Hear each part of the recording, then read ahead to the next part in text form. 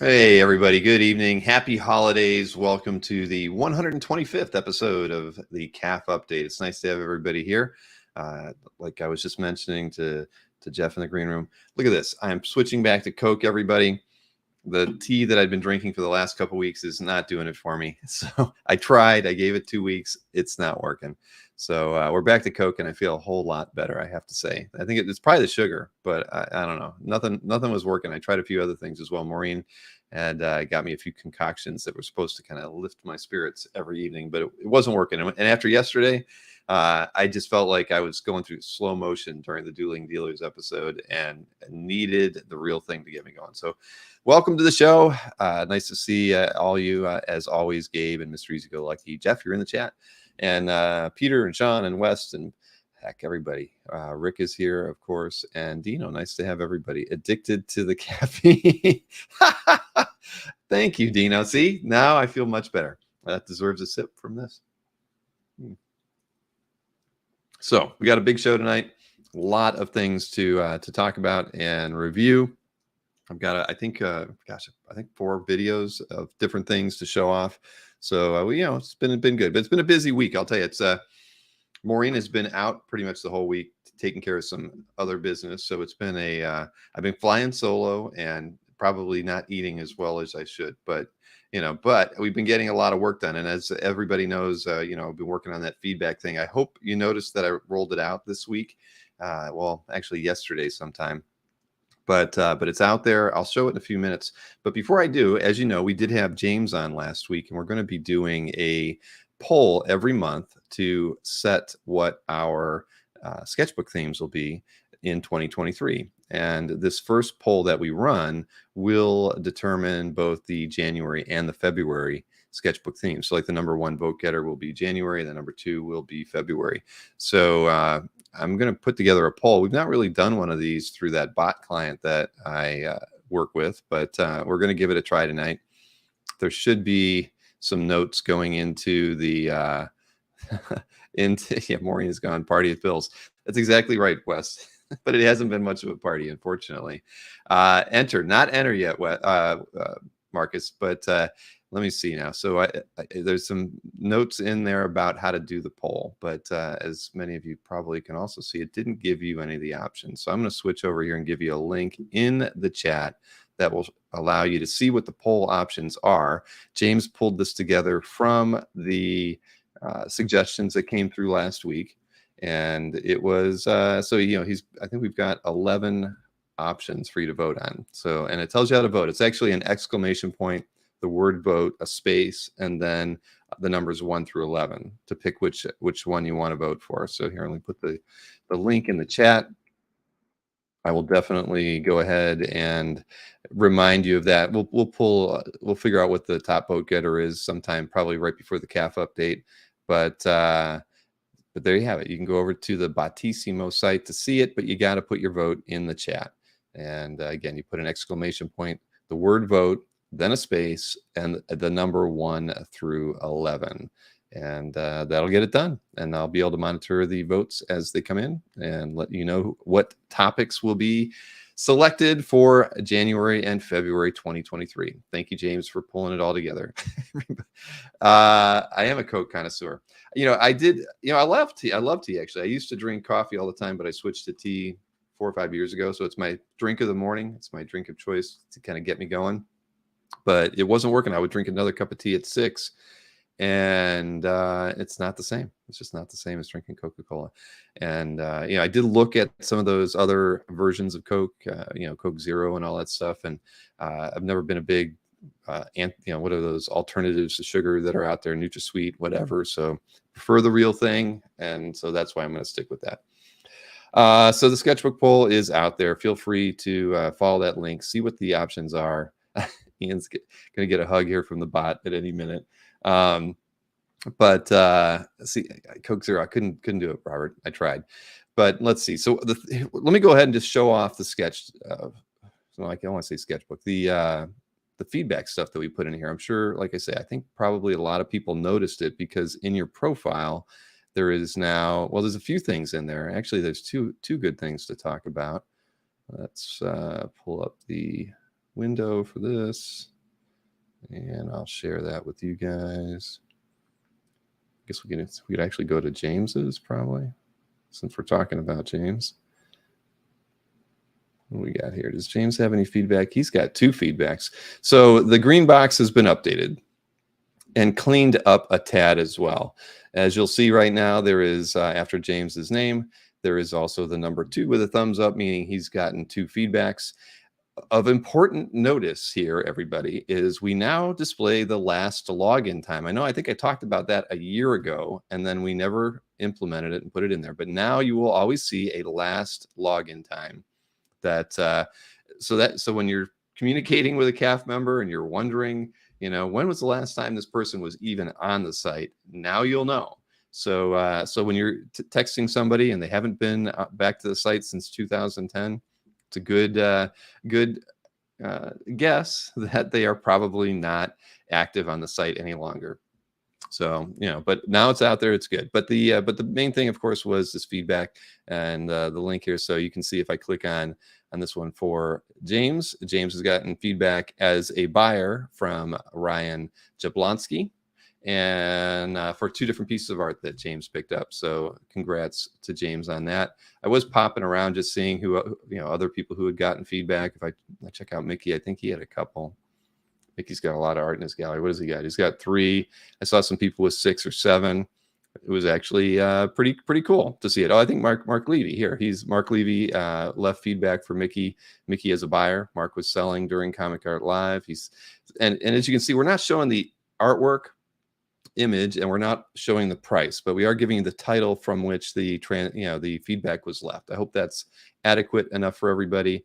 My feeling would be that while an image might be nice, I don't think it's as important as what the feedback is, and I don't necessarily want to potentially be storing images forever. But if people clamored for it, Maureen and I could probably make that work. I'm kind of curious about Mark here. I thought Mark he's at a 6. There you go. Mark's got a good number. And look, from 6 different people, he got feedback twice as a buyer and 4 times as a seller. So I think that's pretty cool. And you can see the filters up there allow you to look just at feedback left as a seller for Mark or as a buyer for Mark. So all good stuff, right? We've been wanting to get this thing implemented for a while. Let's see. So Black Viper of Dorn says, so if a seller never leaves you feedback, you'll never be able to leave feedback for them. During Comic Art Live, the last one, yes, that is exactly the problem with it, because again, we're not tracking real transactions on CAF right now. So the only way that we know a sale happened in this instance was when the seller sold artwork and then marked it as sold in their exhibitor booth. Now, the only way they can then leave you feedback is if you were logged in and actually contacted them on the art page that he marked or she marked as sold. Problematic there ended up being that many people circumvented contacting people through their exhibitor booth to buy artwork. Maybe they wanted to buy 3 pieces of artwork, so they just went and contacted the seller through their CAF gallery or even their exhibitor booth main email form. So it wasn't on any of the pieces that sold, so the seller can't leave feedback for that person because they didn't actually communicate with the seller from the art in question.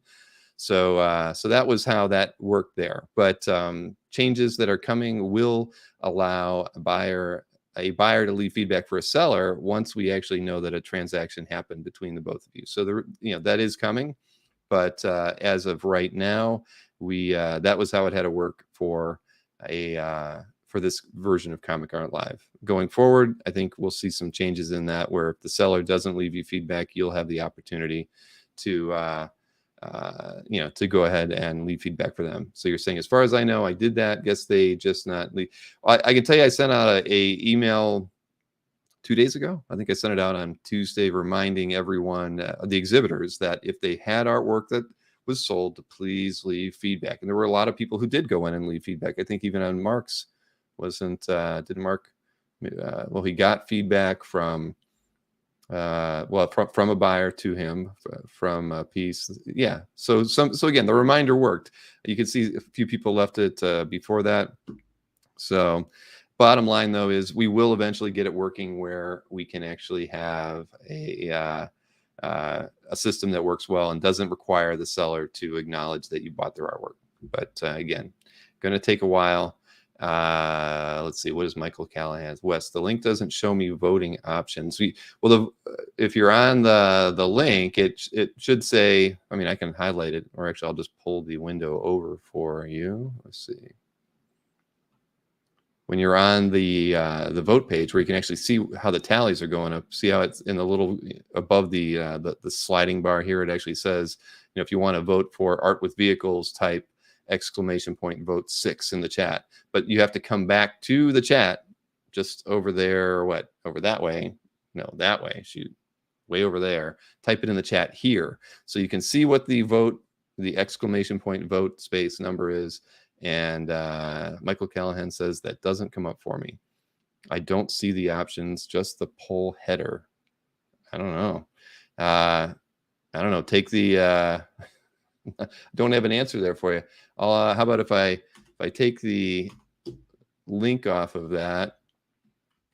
Just curious if I send it to you without the tag in there that they put.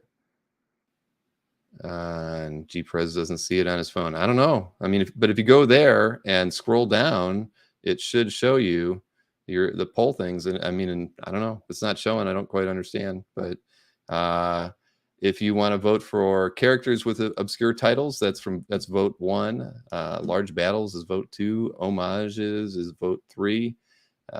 Central and South American creators is 4. Aliens, Art with Aliens is a 5. Vehicles and Art is a 6. Sidekicks is a 7. Female Heroes is an 8. Villains is a 9. And what else we got? Space and Cosmos related stuff is 10.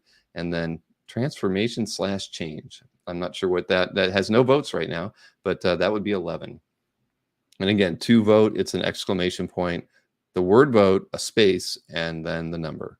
So as you can see, what do we got? Homage. An homage, or a homage, as Mike would say, is leading in votes right now, with nothing close to it except for Female Heroes. But Female Heroes will always be a very, very popular topic, I'm sure, with the voting crowd. But yeah, I'm just going to move that back and out of the way. So there you have it. I will, again, I'll wait till the CAF update and let everybody know which one. Poll doesn't come up on my phone, but it worked on my computer. Yeah, I don't know. I've never looked at that bot client website on my phone, so I can't say. Jason says YouTube crashed when you hit the link. Yes, we can. Yes, we can. I agree. Jason's in for an homage. Okay. CJ, that's an Anthony topic, and we're going to steer clear of that, I believe. So, if anybody has any suggestions or comments on the feedback system, please let me know. Again, right now, Maureen and my choice was to not show the image, and also not even show the price for what the item was, just to give you a title, so you have a point of reference for what was bought, a date when the feedback was left, and then the feedback itself. I mean, I think that that's probably more than enough.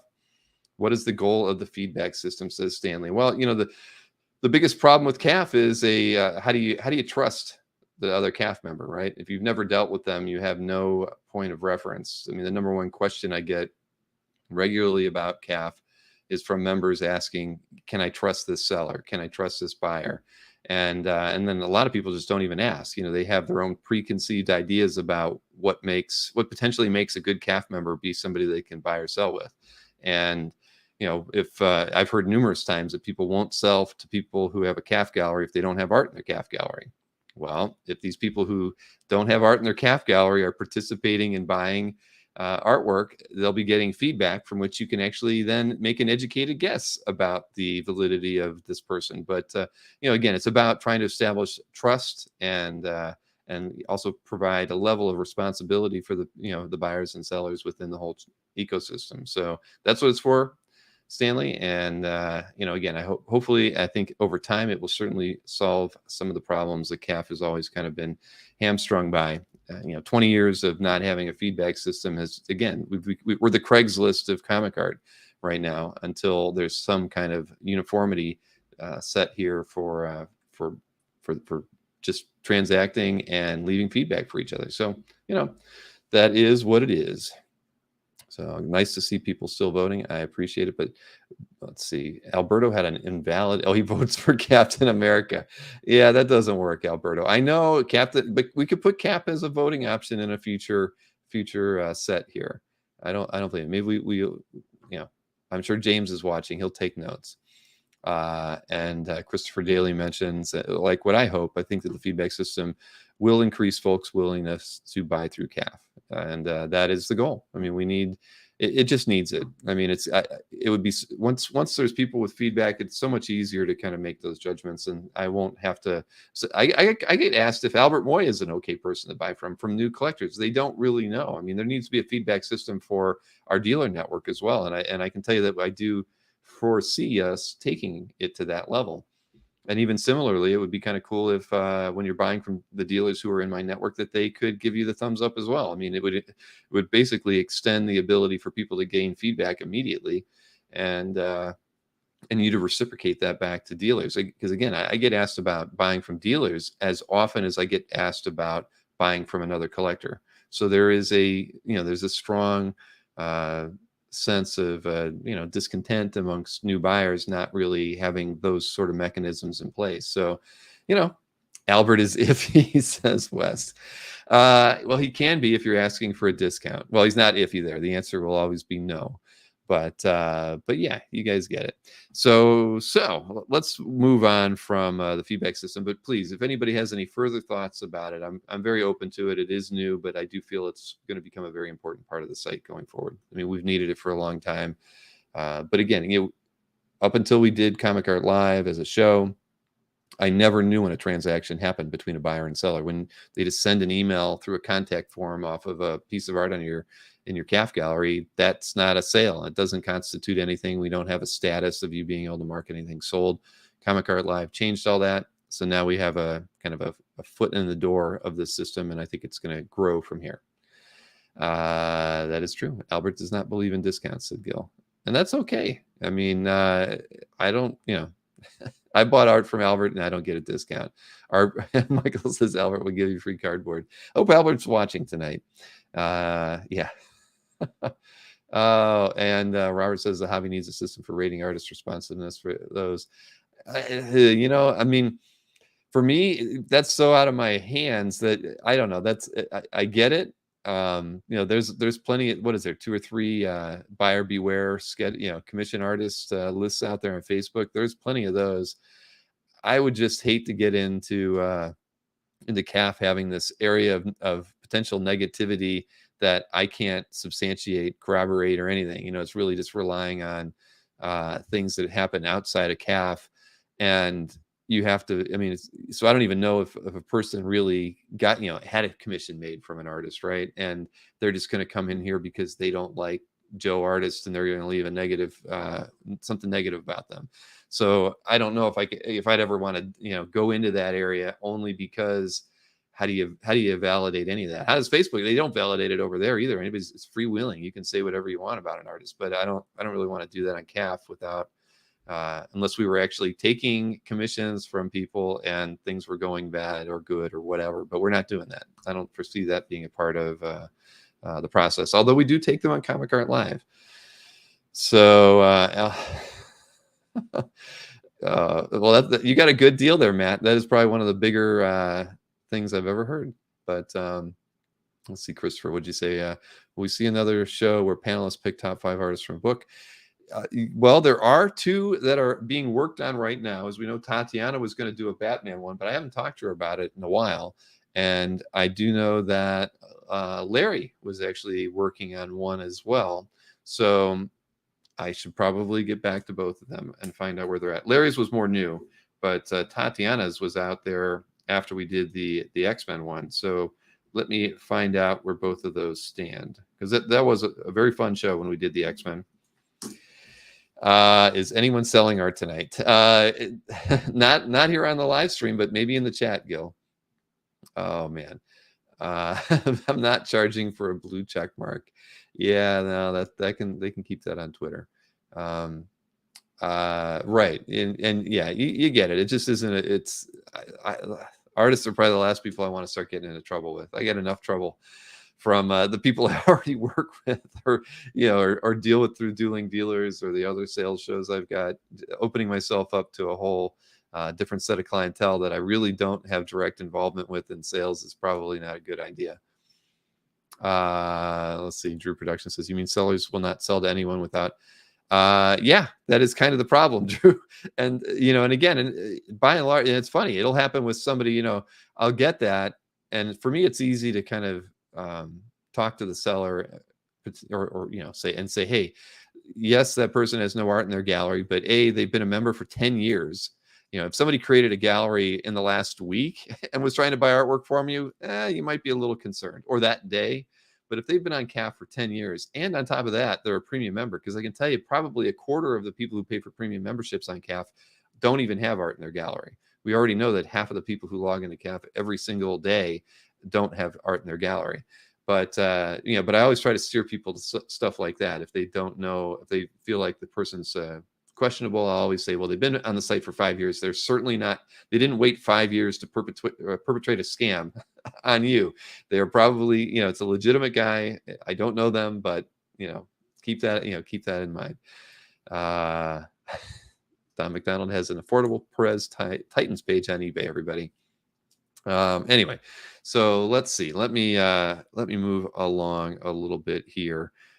Where do I want to go from here? All right. Well, I'll tell you what. Aranga sent me a video last minute, actually yesterday, but that's last minute for me when I'm prepping these shows. He was in Paris with his wife last week. I remember seeing a few photos from him there, but so I was pleasantly surprised when he suggested and sent to me a link to a video that he had done all the editing on already for me. And he had visited Gallery Daniel Megan, and I don't have any relationship with Gallery Daniel Megan. They have an incredible assortment of art. They're one of the sites that we do crawl and import into our for sale database that gets updated every day at 12:15. For those of you who always watch and see this giant update happen every day at 12:15, that's why we crawl about 20 different dealer or reseller sites, and we just do a single import every day at 12:15. So that 12:15 want list message email is usually pretty big. But Aranga Le Editeur, yes, he did a fantastic job, but he didn't put any music to it because he wanted to make sure that I could dig something up that wasn't going to get us into any kind of copyright trouble. And I think I probably well, Jeff, so here, before I switch over to that, Jeff wants to know about the poll link. I will put the link so you can see what the poll is, but to vote in the poll, you do that back here in the chat, and by typing !vote, a space, and then the number that you want to vote for.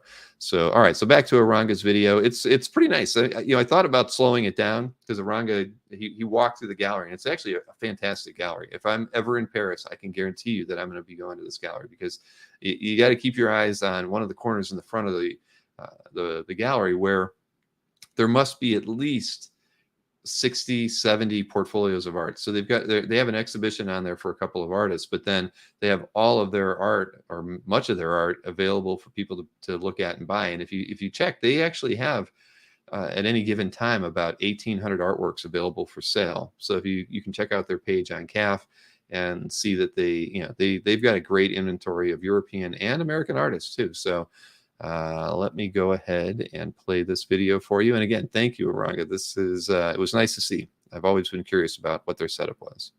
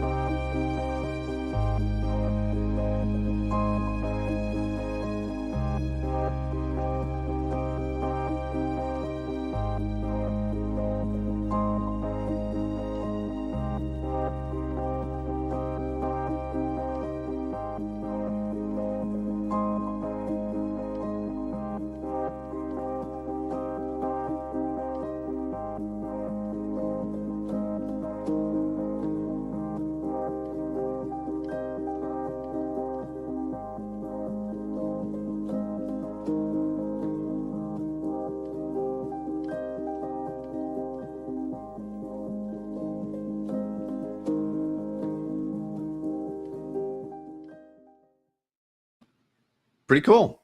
I want to go. I am definitely going to put it on my list of places to visit if I'm ever in Paris. So very, very well done, Aranga, just like Jeff mentioned as well.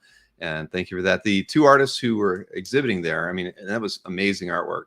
I saw Mikhail wanted to claim the tiger. That was a really great piece of art. But Thierry Robin is one of the artists, and Patrice Pellerin, two artists who I've never heard of, but the artwork was phenomenal. And if Aranga had taken some stills, I probably would have shown some of those a little bit longer. But those ones, that the way he did all that editing. Everybody, very, very well done, as everybody has said. Thank you, Aranga, for putting that together.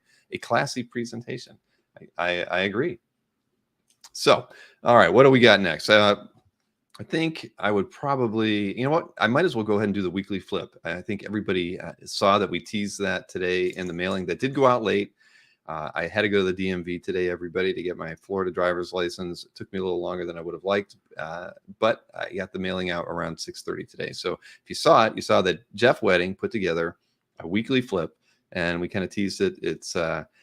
It's very, very, very, very well executed, and I think you're going to enjoy it. So let me go ahead and fire off a weekly flip. We haven't had one of these in a while, and I have to remind you, please, we love doing weekly flips here. I think this is either the 24th or the 25th one we've gotten. But I mean, if I could do one every week, i.e. the weekly flip, I would be really happy. So if you need any advice or pointers on how to get one done or what to do, just shoot me an email, bill@comicartfans.com, and I will give you the scoop on what I think is the best way to do it. If you're doing it on your own, just remember to hold that camera, your phone, which I'm sure you're filming it with, hold it horizontally. Don't hold it vertically, so that it makes sense in a way to do it because you're looking at a page of art typically, but no, don't hold it horizontally so it fits our frame here, and they will always come out great. Jeff did just that. He didn't ask me for any advice. He did it all on his own. So let's get this flip out here, and it's full of Hembeck.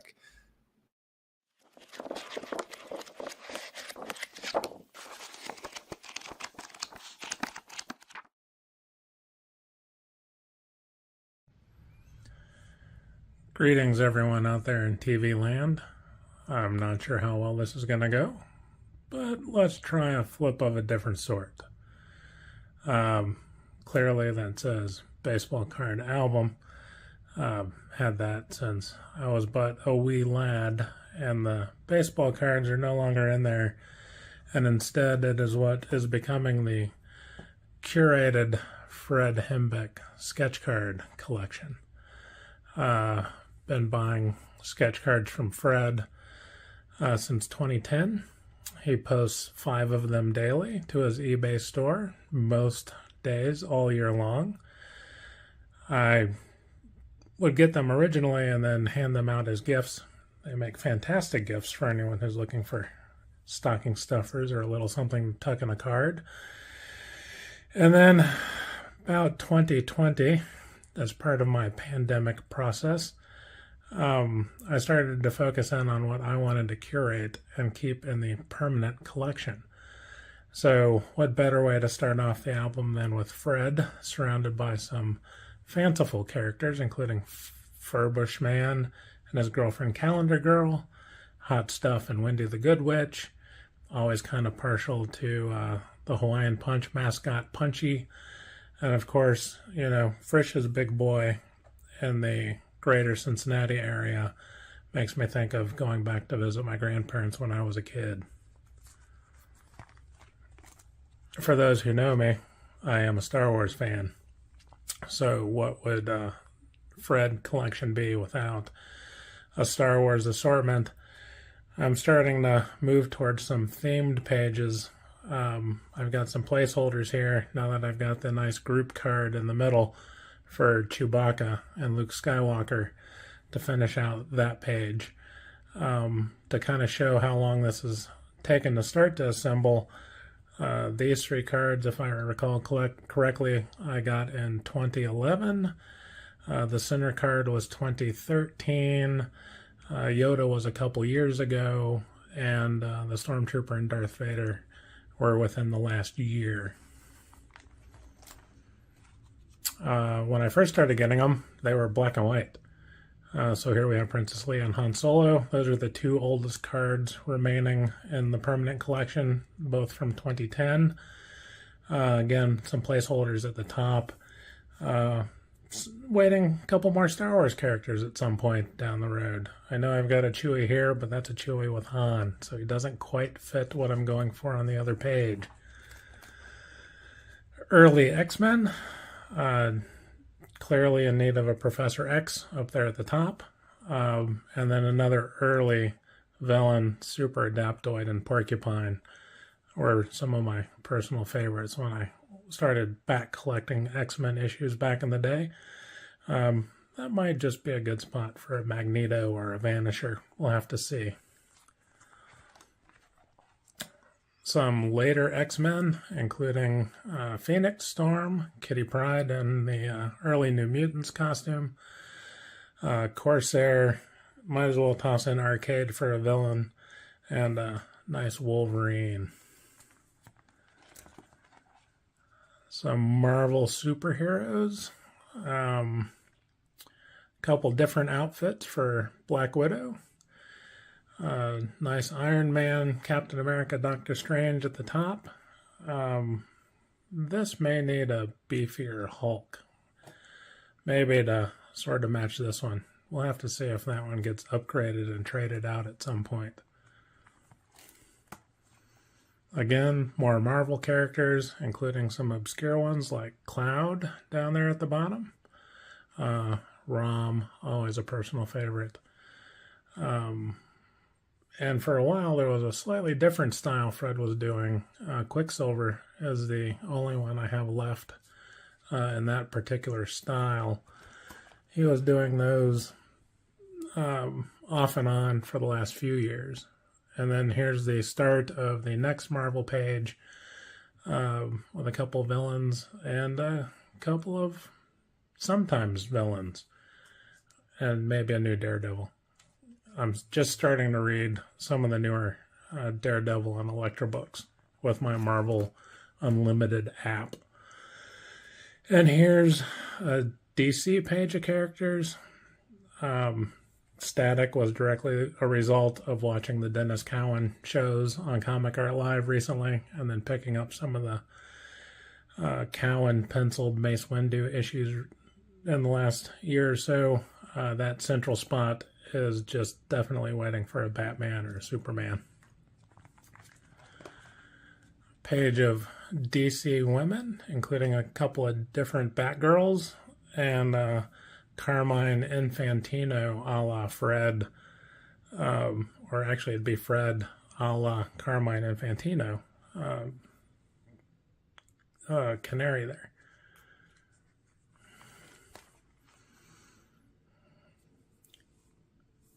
And then some non-Marvel, non-DC characters from First Comics, Joe Linsner, Dawn, Rainbow from DNA Agents, just keeping it fun. This, of course, is the page of real people, including Abe Lincoln and Tor Johnson, and of course, Uncle Sam and Godzilla.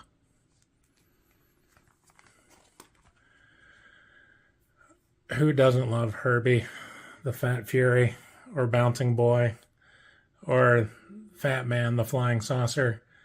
Most of these started as independents. Some of them moved into DC. Got a couple slots here left to fill in a few other characters. The war comic themed characters with Sergeant Rock and Jeb Stewart from the Haunted Tank, Mademoiselle Marie, Beetle Bailey, and then the first of the Santa Duo cards there with one of the Howling Commandos. And ripe for the season, here's a group of mostly DC, maybe all DC now that I look at it. Heroes and assorted characters with Santa. Fred always puts out a group of these right at the beginning of the holiday season for those who want to do a little gift giving. Santa Solo, along with the Shadow, Teenage Mutant Ninja Turtle, Grinch, and Santa with a bunch of Marvel characters. Fred does these. He tends to do a little bit of a pencil rough and then inks it, I think mostly with Prisma pens, and then he colors them with markers. If anyone wants to know about the longevity, the Santa and Volstagg is 2011, and Santa and Hercules there is 2021, and the color's holding up just fine on all of those. And there's a page of Fred and Santa with some of Santa's little helpers and one of last year's 2022 New Year's ladies.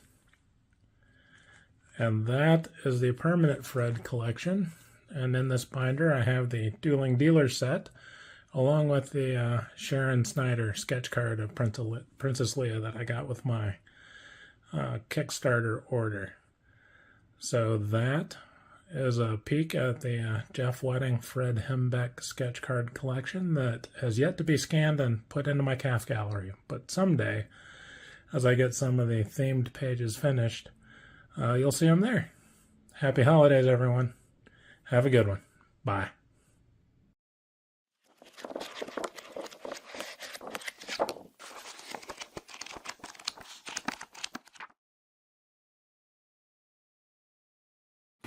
Hey, and speaking of Jeff, how are you doing? Hello. Nice to Doing see good. you.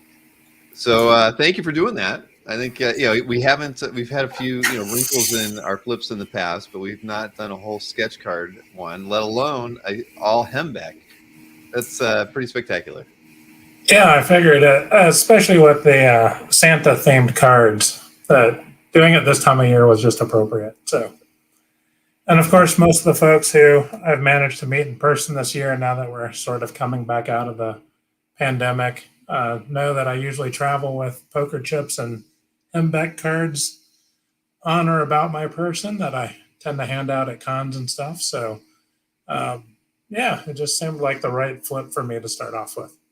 No, it was perfect. And as a recipient of some of the Hembeck cards, I can say that you keep us all very happy, and and you're very generous, Jeff. And the poker chips, that was one of the earliest things I think that came out of Dueling Dealers, right? I think even before we were going to do trading cards, you guys thought of the poker chip idea. So it's a few of us in the chat started kicking that idea around, and someone had to make it happen. So yeah, no, it was. I've still got, I don't know, I've got about a dozen of them. When I went to the show we did in Columbus, I had set a few on the table, and they went faster than the Dueling Dealers cards. The poker chip. Everybody wanted a poker chip. So yeah, I thought, but that was, when you were ready for a reorder, let me know. Well, you got it. So we, why Hembeck? I guess that was, my, when did you first get turned on to him? Was it because of just seeing his stuff on eBay, or were you always a fan? I mean, I grew up, with Hembeck spots being in comics in the 70s, and just seeing, and always thinking he was cool, and never owning anything by him. But and when he would take over during Assistant Editors Month for an issue, or he would do one of the one-shots, where Fred Hembeck destroys the Marvel Universe, or something like that, I was always a fan. And Fred has pretty consistently posted 5 new sketch cards a day through his eBay store for the last dozen years or more. Mm-hmm. And, they're fun-sized, affordable art, as he describes it.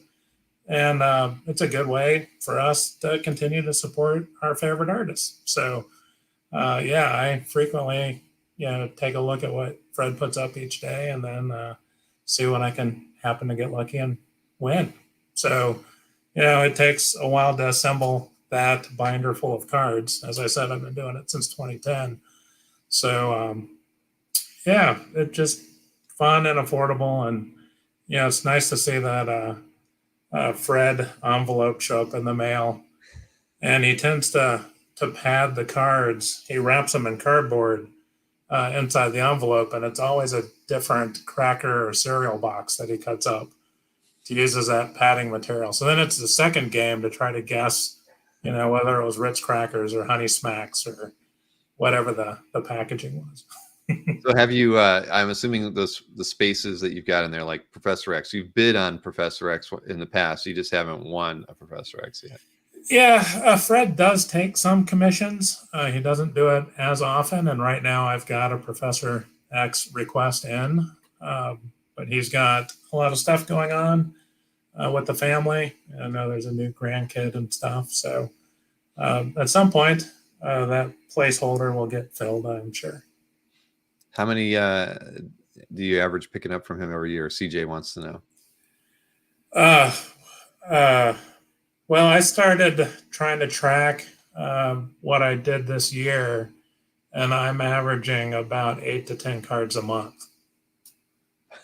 Wow. So it's 100. Yeah. We can safely say it's 100 a year. Yeah, usually. And then, I over the last dozen years or so, I've curated what you saw on the flip, but a whole lot of them I have handed out. So, well, I've gotten a few from you that I haven't scanned yet either. I hate to say it, and I'm looking at them over there, but I should probably get them on my calf gallery. So I could put maybe they could make their way into the best of. You never know. That's right. Once they start flooding in, then we can add that as a best Fred card. Right.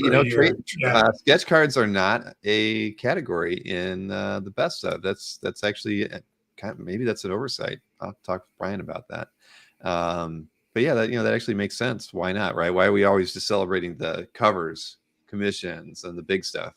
Sketch cards are even sketch covers are becoming a thing. We do have a fair number of people who post those on the site too. So something to think about. But and just for Brett, I was not the one that was in the bidding war with him on the Satana.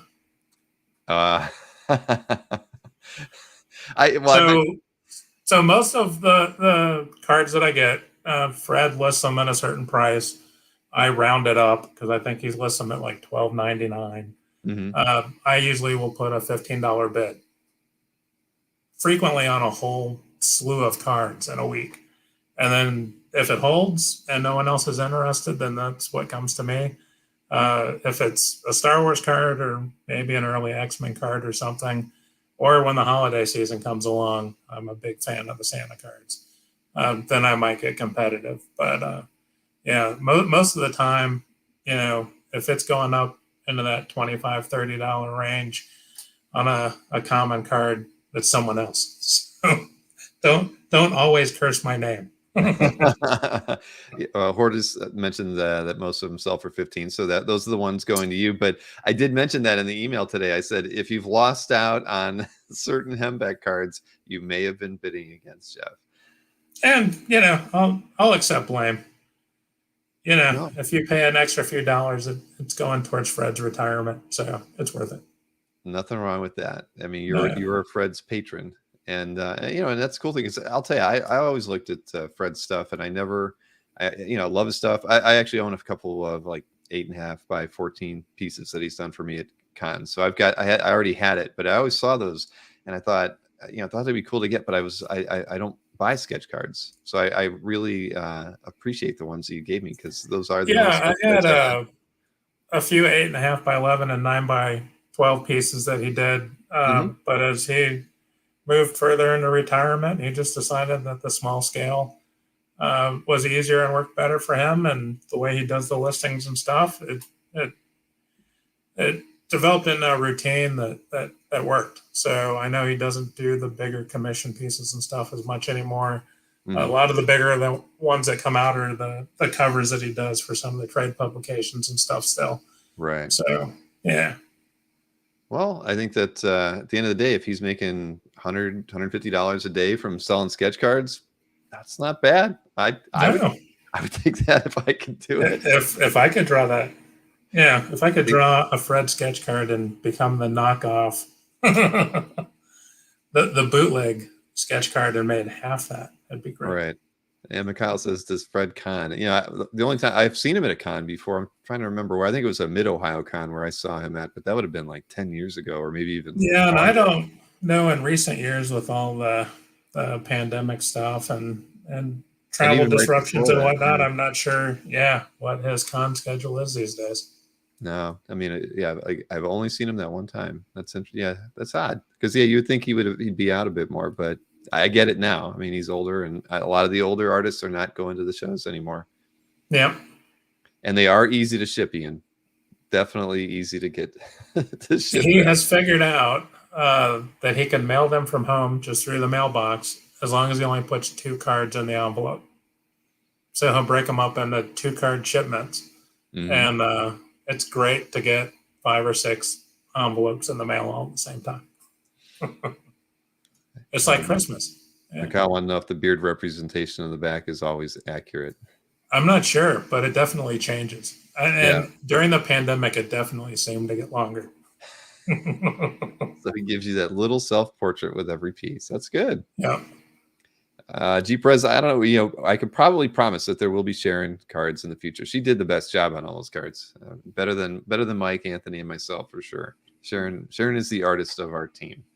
Well, I So, was very pleased with the one I got. oh So, no, yours was awesome. I mean, every yeah. one that she did was great. She definitely, well, she colored them all. She put a little extra effort in there that definitely. Well, I colored mine, but mine still weren't as good as hers.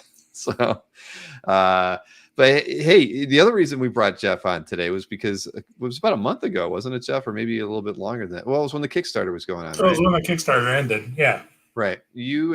Jeff approached me and said, I have this idea, because if everybody's familiar with the Infected by Art project that we do, we ran a Kickstarter for that book. I don't remember exactly when it ended, probably close to the end of October. And it did fine, did pretty well. We sold over 100 books. That's our pre-sale number that we do, and then we sell about 400 or 500 throughout the year.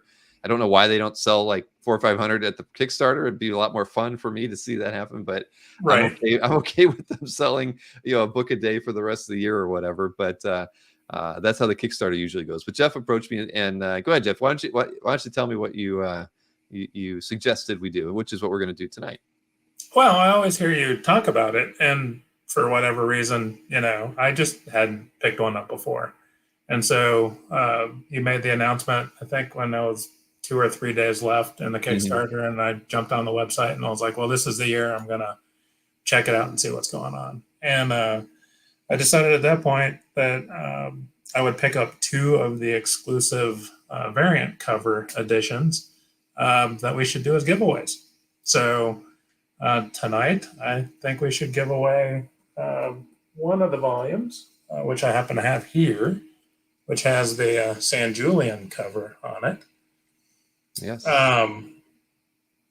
As a little bit of a treat for all of our fellow collectors for the holiday season. So someone can get a free gift and or re-gift. That is very true. And so, Yeah. as many people just saw, I did just turn on the giveaway, and we're only going to run it while Jeff's on camera. So we're only going to have it on for maybe another, like 10 minutes. And so anybody who does the exclamation point enter, and I'm trying to find my little slide with that, but the banner isn't here. But let me just type it in since everybody can see it anyway. You can see how everybody's doing it. Exclamation point enter, and then hit enter in the chat, and you'll be entered to win the this wonderful book. And it's we do it every year, and I can tell you it's a labor of love for me. It's not something that I'll ever make any money at doing, but it's fun because I get to interact with about 500 or 600 artists that are in that science fiction, fantasy, horror genre. A lot of sculptors submit work to it as well. Just an amazing group of people, and for me, it's cool. I get to work with comic artists through Comic Art Fans and that sort of thing. But I love getting the opportunity to work with artists that are working for Wizards of the Coast on Magic the Gathering and other Dungeons and Dragons products. A lot of these artists come from the book publishing world, so they're doing science fiction, fantasy book covers, and many are traditional artists. Though there are many artists that submit to the project as well, or the competition, are also digital artists too. So there's traditional and non-traditional, but given all the challenges with AI art and the questions that are out there today, and because I follow a lot of those artists, I mean, there's a strong need for things like Infected by Art these days, because we went into it saying that we won't accept any AI art, because just out of principle, and that we would refund all of that. So I'm trying to, we're trying to keep the book really focused on those people who are creating art, whether it's traditional or non-traditional because of digital painting or whatnot, but focus on those people, the true people who, because again, AI is mining all this work that these people are doing. It's sad, and it's only the beginning. Art's like the first part. Wait till they start writing books and Right. doing other things and putting other people out of work. So but at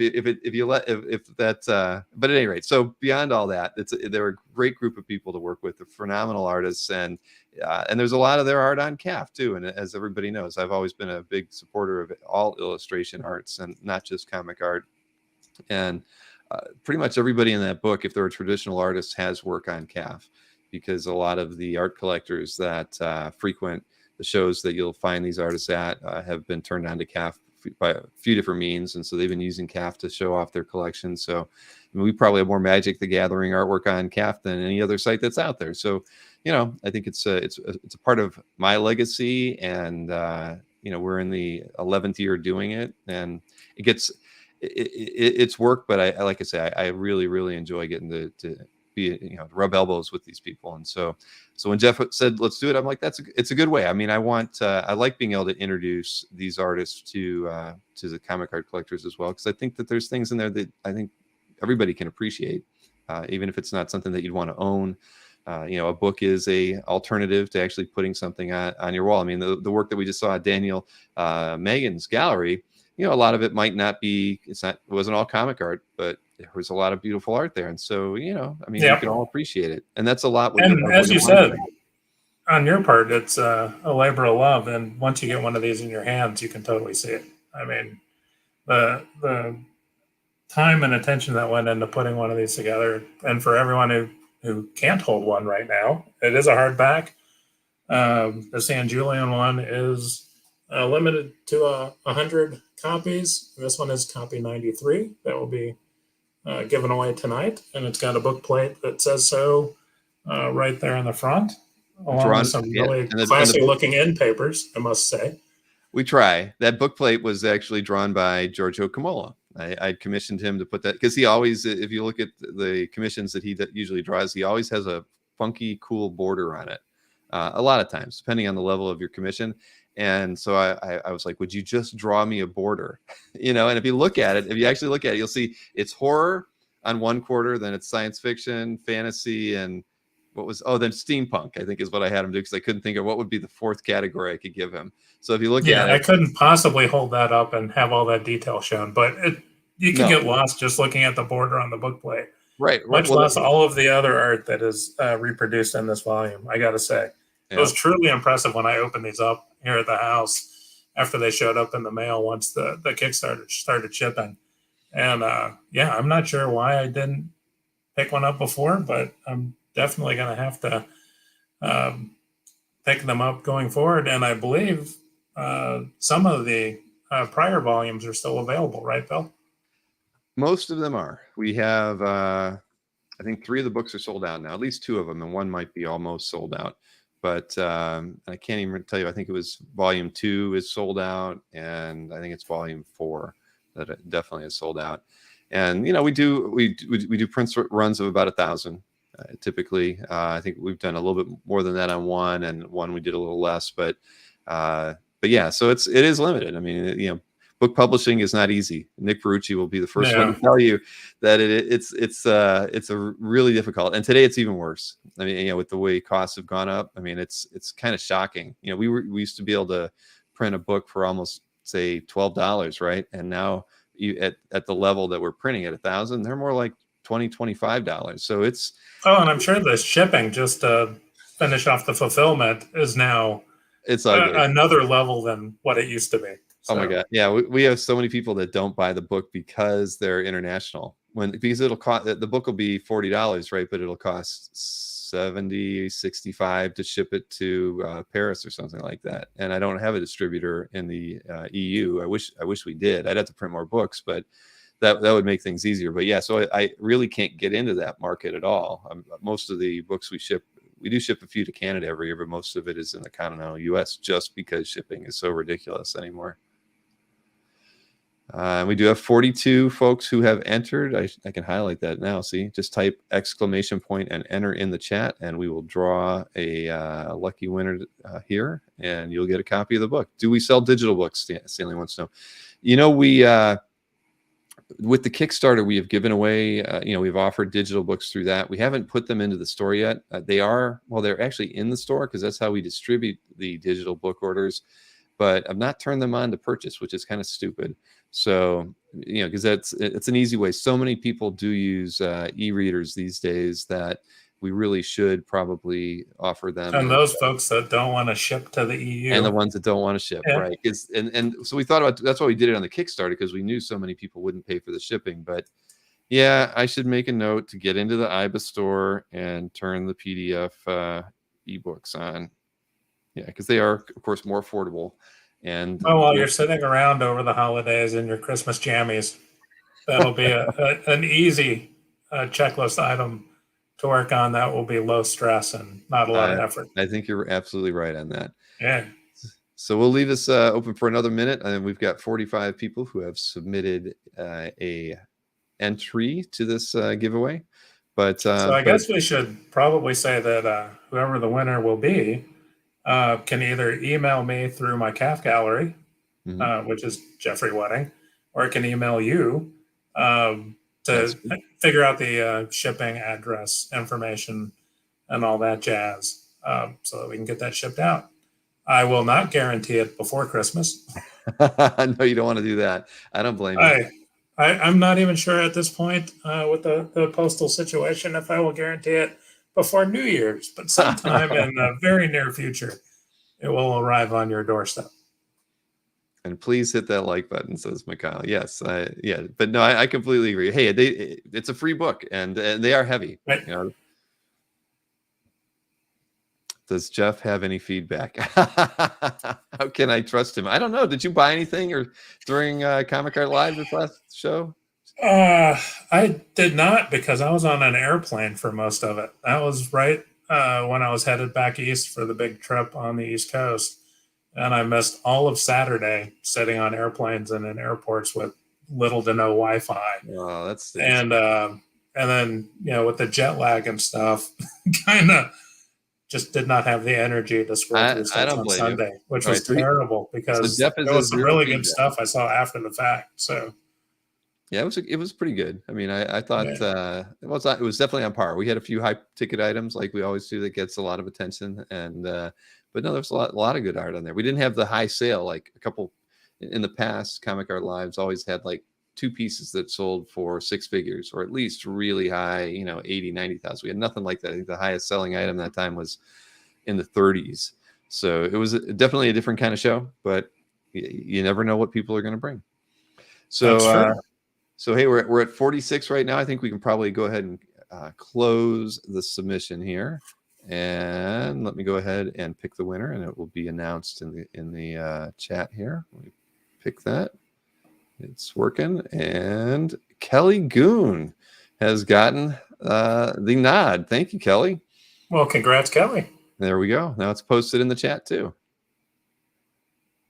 Kelly is a Alrighty. All right. Yeah. So you can just reach out to me or Bill, and then we'll work out the shipping.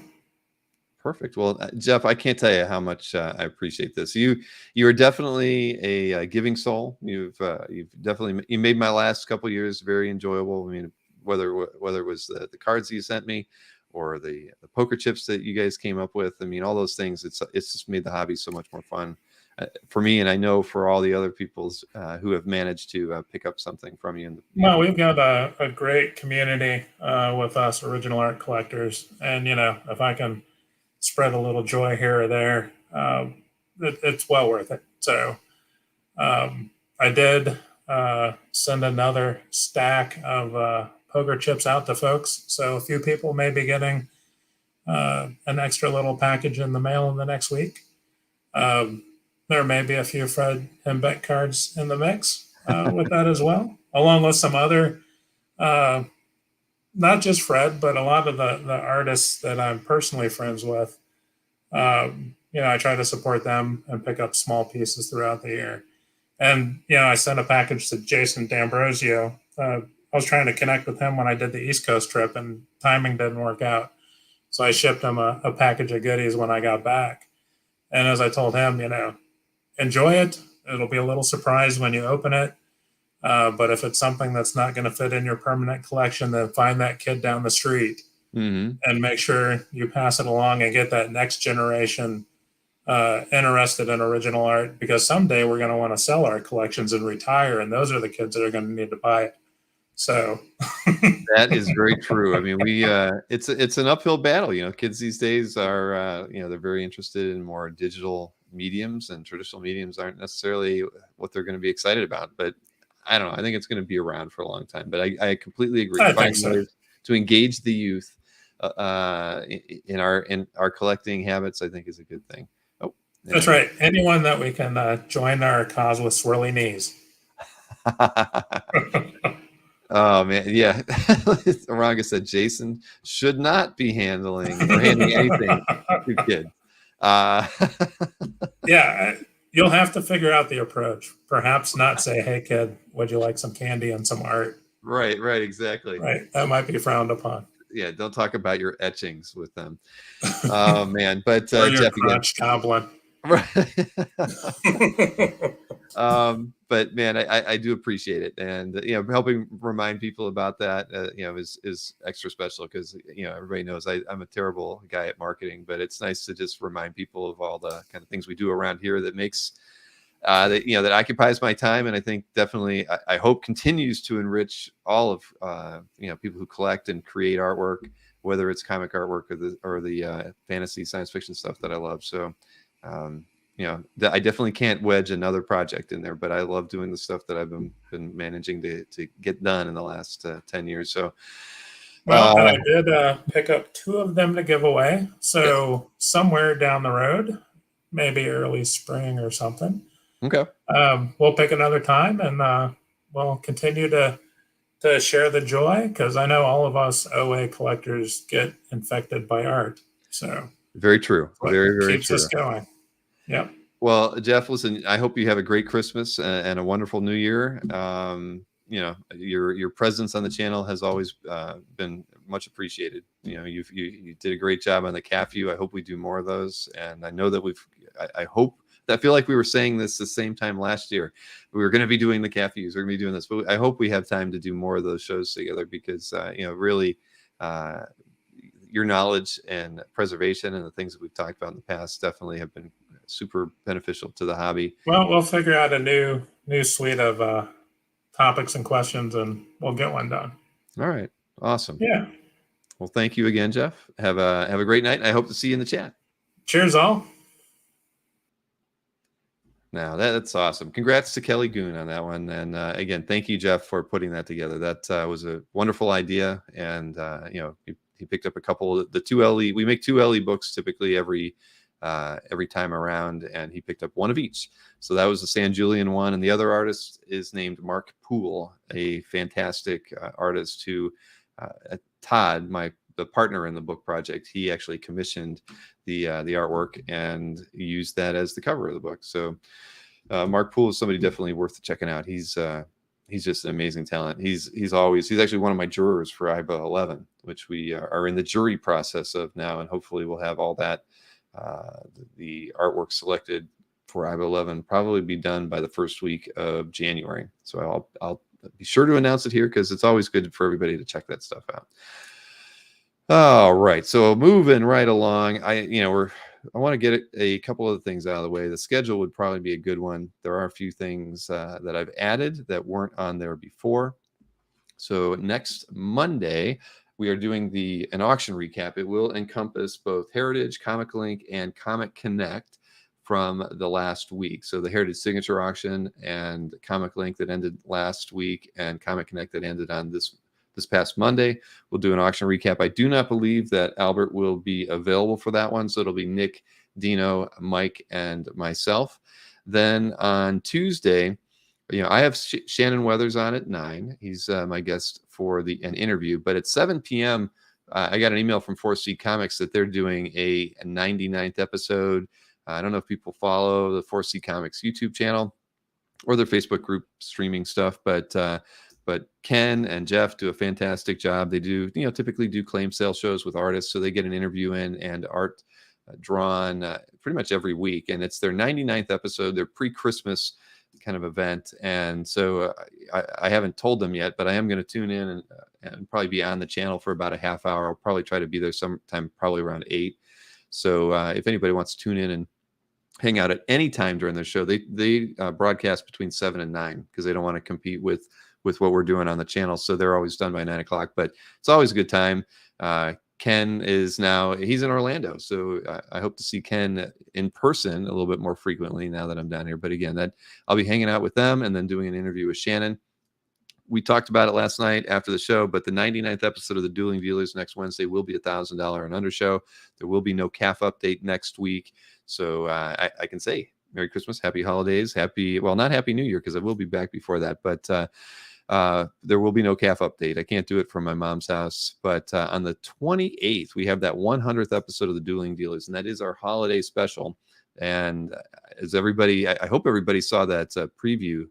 If you didn't see the preview from last night, this was the trailer for our special 100th episode of the Dueling Dealers of Comic Art. It is our Christmas special, of course. In brightest day and blackest night, there's one man you can turn to set things right. John McClane.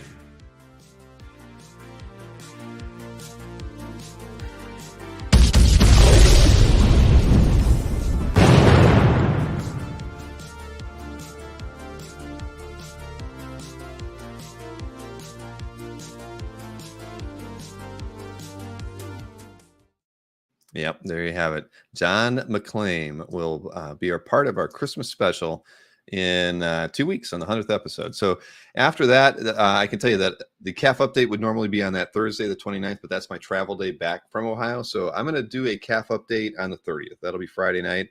Then I've got most of my January schedule worked out. Scott Eater will be my guest on Tuesday the 3rd. Collector Josh Flanders will be my guest on the 10th. Will Portasio will be my guest on the 17th. I can thank Jiggy for that. I'm very much looking forward to hanging out with Will. So it won't be an art sale show. We are just going to be talking about Will's career. And of course, I'll probably be focusing a lot on his days with the X-Men early on. And he's got that new Bishop book coming out in January as well. So I'm sure we'll be talking about that. But that'll be fun. I've never gotten a chance to meet Wilson. I'm looking forward to it. Then at the end of the month, I do have scheduled Bart Sears on a Saturday on the 28th to do a art sale. And we had him on once before. And this time around, I think he's doing more kind of pinup. He'll be doing more character sketches. There will be published artwork as well. But I think it'll be a 50-50 kind of mix of things this time around. Then on the 11th of February, I'm doing that Florida meetup here at my house. So, I know there's a lot of people in the audience. I'm sure that Maureen does not want me to have over 100 people show up, but it is technically an open invitation for anybody who wants to come out. It'll be an OA meetup and a CAF anniversary party because CAF will be 20 years old on February 1st. So I debated waiting until I was a little bit more settled here to do something, but the 20th anniversary is too important to miss. So we are going to have that get together. It will be on Saturday from 11 a.m. until 5 p.m. I think we can comfortably fit about 60 people in my home and in my kind of back patio area. So we'll work it out. If more people show up, it'll be more fun. I talked to Wolvie fan Rob. He's coming out. Jimmy Palmiotti is going to be here. A few other collectors in the Tampa area coming out. I've got a few other invites out to a few artists that are local. So it's going to be a good time one way or another. And of course, that's like the precursor to the fact that I do intend to do something down here in 2024. And as far as the show goes, so this is our kind of kickoff party for that too. And then I will have artist Christian Gossett on the 25th of February for an art sale. So it's busy as always, but lots of fun things going on. Gator Con. Send Maureen out for a spa day. I actually asked Sharon and Anthony to see if they were going to come down because, I told Sharon if she can come down, I want her to make cupcakes or something. She's got to work on something. Thoradicon. Dino. Yes, exactly. I am going to get a Thorida license plate too. And that is what it's going to say. So uh let's see what else we got here. But yeah, so it's going to be a fun time. And I will actually make an official invite, a notice about that out to pretty much anybody. But, again, I don't expect 1,000 people to show up at my door, but it'll be fun for those of you who can make it out. What else I got? I should make a note that the best of ceremony will be on Tuesday, the 7th. I didn't write that on the schedule. I probably should have, but will be, the best of stuff is going to, I think, well, what is, I hate to say, I didn't write it down. Brian had texted me about when he wanted to start the submission process. I think he wanted to start like the 7th of January, but I know that, there's Maureen. Oh, I didn't realize you were in the chat, Maureen. I thought you always told me you left by the 45-minute mark. Yes, exactly. Maureen will be ready for whatever number of collectors show up. We will have plenty of table space because I do expect it's an OA get together, everybody. I want everybody to bring some art if you can, so we can look at it. We'll have a good time. It's not a swap meet or anything like that, but bring the art to show. Wolby Rob said he was going to bring stuff that nobody has seen before, as long as it's not any photographs like we saw during his interview. We'll be happy. But I can't even imagine what stuff he's going to bring that isn't in his calf gallery. And yes, Jason, it won't be a party without you. Should invite Sarah Frazetta. She's in Tampa, but that wouldn't be a bad idea. G. Perez, I can make a note of that. You never know, she could come out. I've never actually spoken with her. I don't know why. I mean, I probably should have, but Chris Snork says he'll act as a bouncer. Hold him at the door. We're at capacity. Where and when is the meet? I'll get it posted. I live in a very small town called Umatilla, Umatilla, Florida. So you can put that into your Google Maps and figure out where it is. It's about an hour drive north of Orlando. So it will, Robert's going to bring the Coke Zero. Yeah, well, there will definitely be Coke to be had, but yes, it will be a fun time. I guarantee it. Like I say, it'll be plenty of tables. That's the one thing we got a lot of. The only thing I thought, Maureen, is like, we might have to rent some chairs. We don't have a lot of seating in here. We'll work it out, though. I promise you, we will figure out how to make everybody comfortable. But some cakes and cupcakes are very much in need. So hopefully Sharon will make it. And but Mike has already said I think he's coming down. He was already planning a trip in February. So Tom McDonald, I did extend an invite to Mr. Layton. I can't promise that he'll be here. He has not replied yet, but he does have a lot of friends in the area that are collectors, and he may. I hope he shows up. I know he's doing some global traveling, and I know that his plan is to start that in March. So he really should still be here. It's pre-con season, so if I can get Bob here, that would be fun. I've seen Bob a few times. The last time I saw Bob in person, though, had to have been, again, it's probably like 10 years ago. I mean, I haven't seen him at a show in a long time. Jeff says everybody's invited as long as you bring your own chair. Kelly Goon says we're going to have an art hanging party. Hide the hammers when you get here. There's because the art will be everywhere. I will try to have art hanging on not only in my walls here, but in the house by that time. And Larry, I hope you can make it. I know I told you like 2 or 3 weeks ago I wasn't going to do it, but I think we have to do it. It's the 20th anniversary party, right? We need to do it, and it's February in Florida. If you're coming from the north, maybe you can spend a day. There's plenty of things to do around here. All the parks, the coasts. I mean, there's lots of things that you can do. This is a Saturday. It is the day before the Super Bowl, so if you're a football fan, that might put a crimp in some things. But oh man, if you're an hour away, you should definitely come out. If people are familiar with like where the villages are, we're like 30 minutes east of the villages. How many RVs can I fit in the driveway? Mikhail, we can probably fit about 20. So we are not without a lack of space here. That is the one thing. I easily could fit probably at least 30, 40 cars on the one side of the house alone. I mean, I've got 5 acres here, and where on the half of the property where the house is, there's no trees. So it's all wide open right now, and we haven't planted anything yet. So I have a very big space to park cars. I might need a valet. Maybe one of my kids can be a valet. That would be fun. Dance floor with a disco ball. No, David, there will be no. We don't do that. And bring your zoo sapper. Oh man. I always want to do. I was actually, ZeusZapper.com was available when we made that TV special with the commercials. I literally looked into Zeus Zapper because I thought that was such a good name for a pest control device, and I still do. I should probably go ahead and buy that because every time I go back to GoDaddy, it actually suggests, do you want to buy ZeusZapper.com one of these days? But here in Florida, I can tell you the just the the other day we were Emma and I were driving on one of the back roads, and we were passing a septic truck, and the name of the company emblazoned on the door was Duty Calls, and not a mile later there was a billboard for a pest control company that was called Squashed. So they have very unique naming conventions down here. They're probably not even registered businesses, but they maybe some porta potties. Yeah, we may need an extra porta potty or two. Let's see.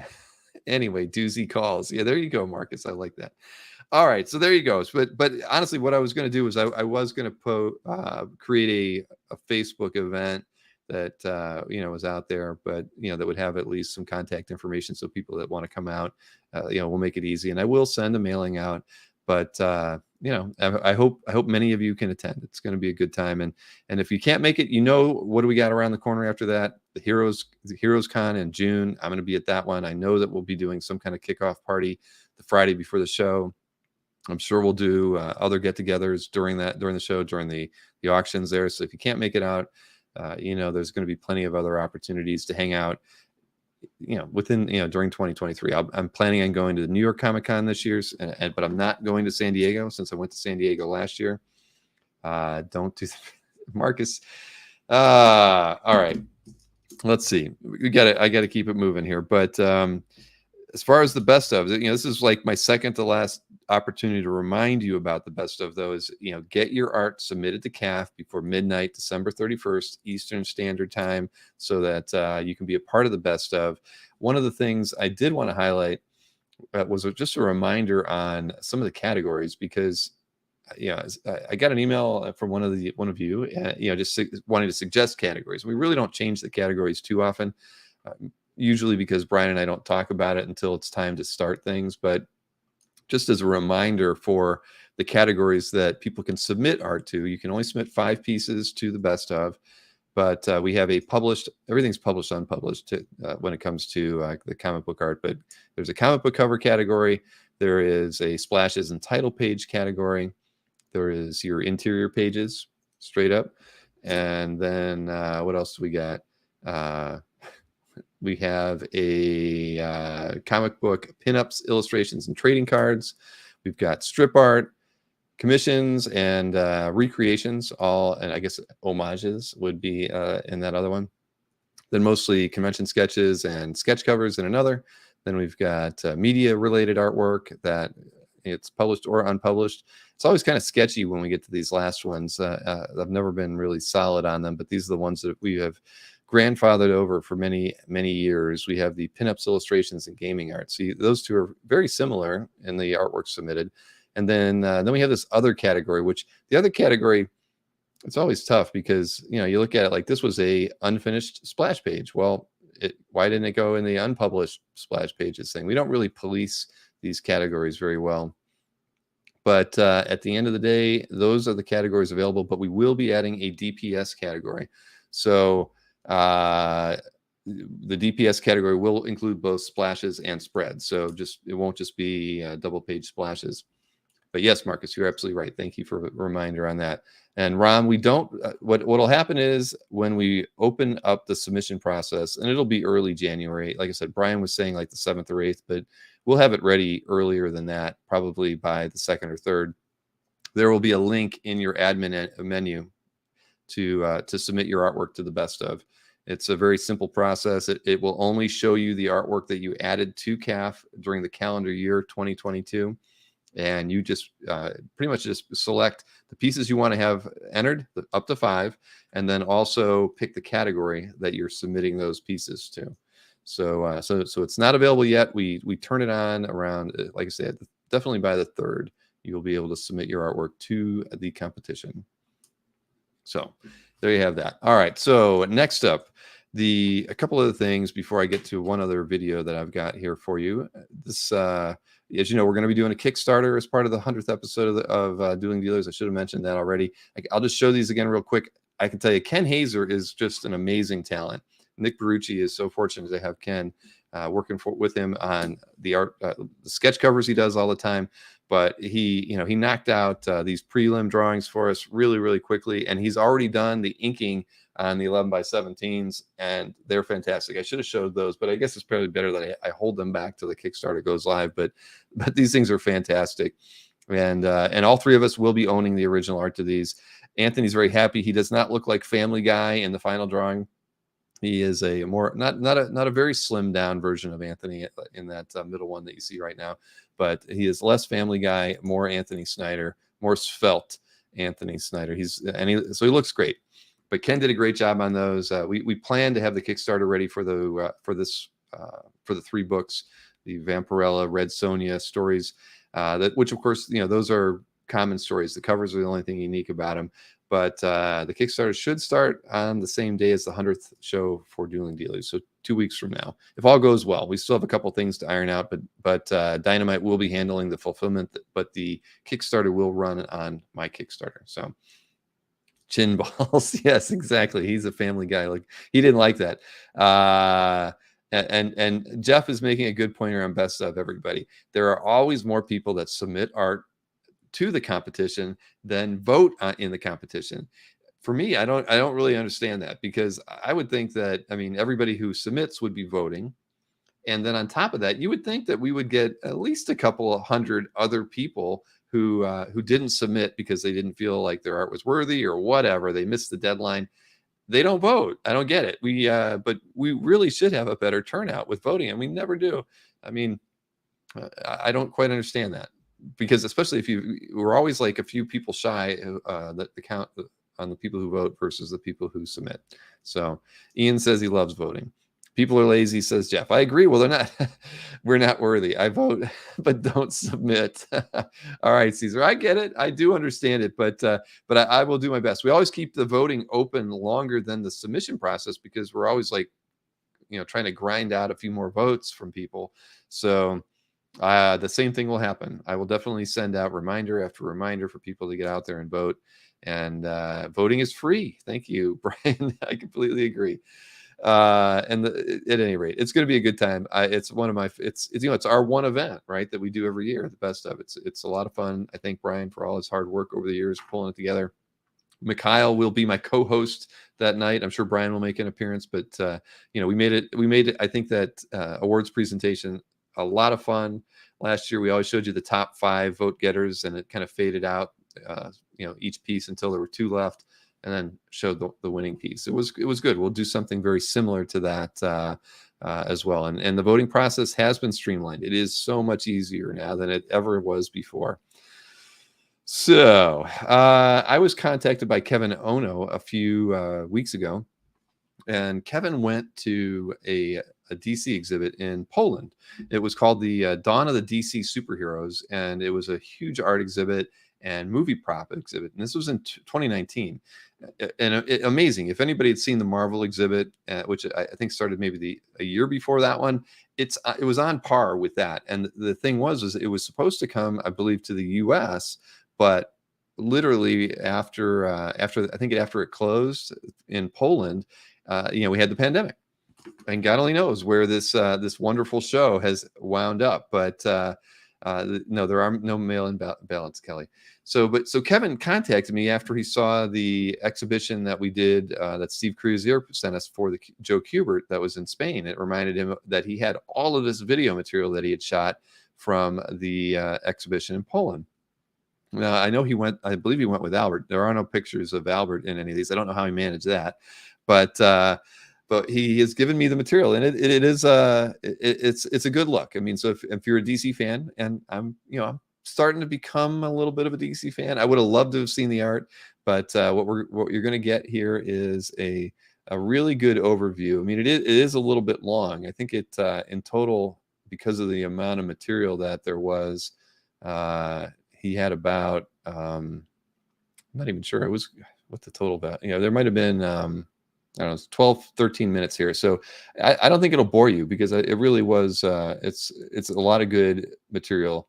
So let me go ahead and pull up the presentation video for this. And again, I don't know, I couldn't really find a whole lot of information on whether or not this this thing was going to be ever reconstituted and brought to the States, or where it was, if it'll ever be shown. But it was it's very impressive here. So let me see if I can't get this thing to play. It's a large video, so I can't load it into my streaming platform like I normally would. I have to go this way. All right, cool.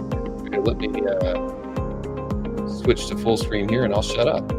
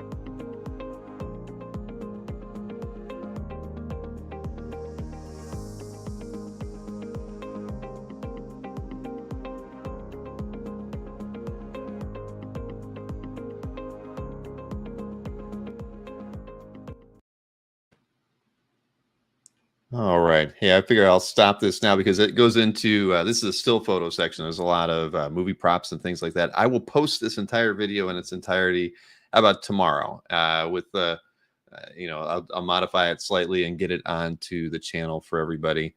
But wasn't that crazy? That was, I mean, that was one hell of an exhibit. I want to see that exhibit. I can't believe how much artwork was there. And it's insane. I mean, so for those of you who want to do any research, I'll just put it in the chat, copy that and paste it into Google. You'll find a little bit more information on it. But from 2019, I can't. Yeah, it was definitely presented in a different way than the Marvel exhibit. They certainly focused. I mean, the Marvel exhibit was all about art too, but presented in a very hip way, right? I mean, here they were very focused and very, I think, very pointed at directing you to focus on the art and the creators. I mean, we didn't really pause too much on any of the placards that were there, but I would have to imagine that they talked a lot about the artists and those people who were working on those books. I mean, some of those covers were incredible. I mean, I've seen a few of those in the past before, but so amazing. And Rich Cirillo did say all that and egg foo too. Yes, that egg foo image with Wonder Woman was pretty good. Why didn't it make it to the U.S.? It had to do with the pandemic. I think when I read through a little bit about it, it sounded like maybe it was going to be a traveling show, and it just fell apart and didn't happen because of that. I think in my emails with Kevin, he might have said that they might be trying to reconstitute the show in some way, but I don't know. But it's a shame because that was a pretty amazing set of artworks there. And again, I'll post the video tomorrow in its entirety. It'll make it easier for you to pause it and stop and look at the different stuff. All from European collectors. Hydra. I don't know. I don't believe so because Albert was invited, so I know he provided some of the art for that for the exhibit, and as well as a few other American collectors. I don't know if I'll paste that in the chat. It should work for you, but that's also no, it cut it off.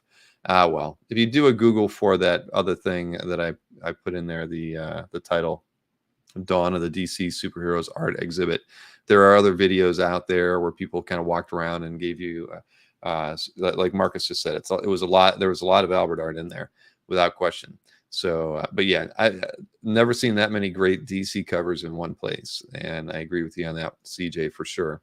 So, yeah, it's too bad, but we'll have to, you never know. Albert would probably know, as Marcus knows. Albert knows everything. He might have a line on what the heck may or may not ever happen with that exhibit. But again, really nice one, and I regret the fact that it never made it here. I would definitely have been on the list to go see that, even being the Marvel guy that I am. So let's keep this thing rolling. It's already getting late tonight. I haven't gotten to my heritage picks, so I'm going to go ahead and we'll throw those out here right now. I actually picked 11 rather than 10 this time around. I don't know why, but I was just I was moved, I think, to show off one extra piece. So let's see. Let me share my screen and bring this thing over here. So, seeing I'm starting off with a piece of DC art. It is a commission by Neil Adams. Just nice. I mean, I think it seems like every week they typically do have a some commission or other by Neil over there. But I thought this is a good one, and this one is that's a full figure. No, it's kind of cut off at the calf area, but still very nice piece by Neil, and that is in the weekly auction ending next week. Then what do we got here?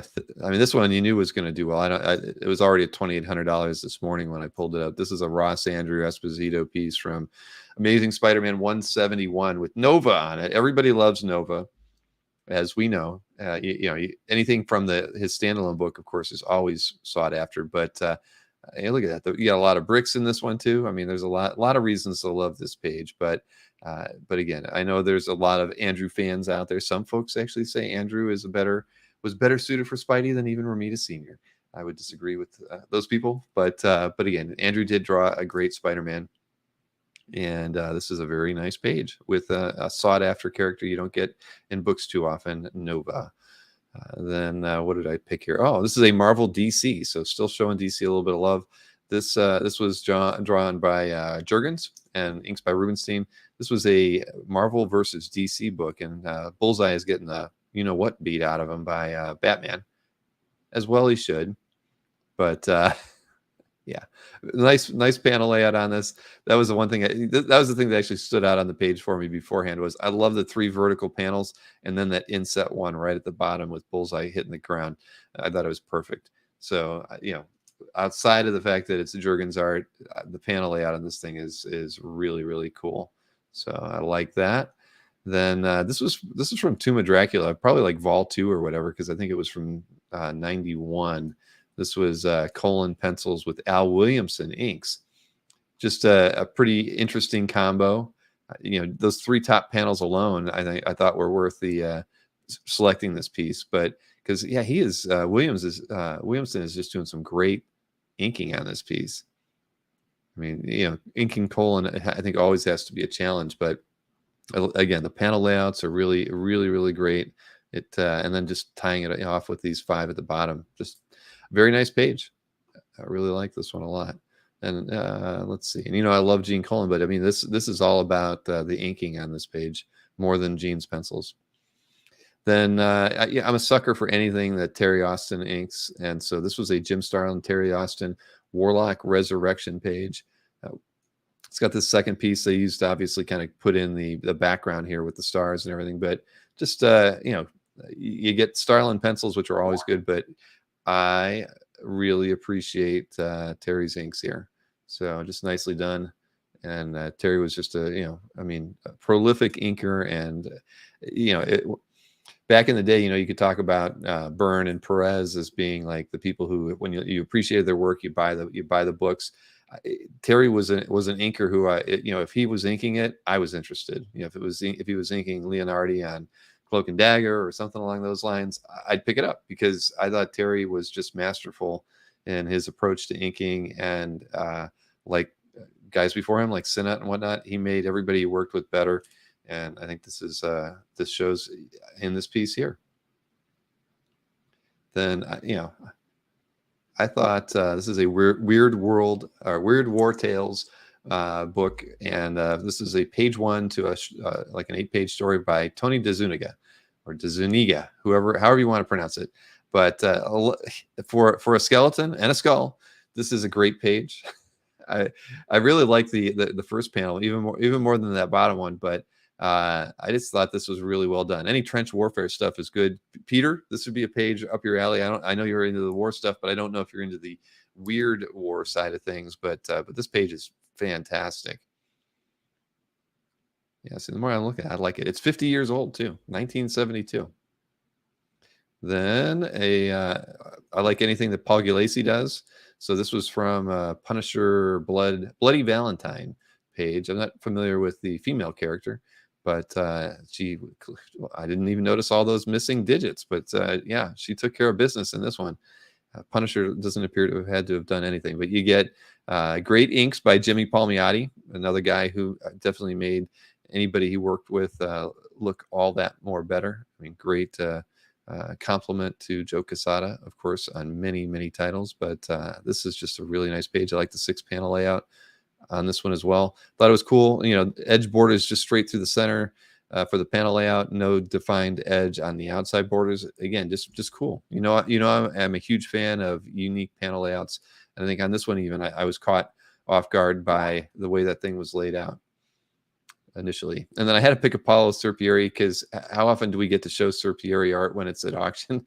Pretty much never, because it's always not work safe. But I love his work, and I finally have a piece that's on Heritage that I can actually show off. So of course I don't know what kind of bug, I don't know what the story's about, but it's Serpieri art and it's incredible. So even though the it's kind of monotone here, it's pretty consistent. I mean, color wise, it's maybe not like the coolest thing I've ever seen by Serpieri. But this is a great example of his work. And again, I could actually show it for a change.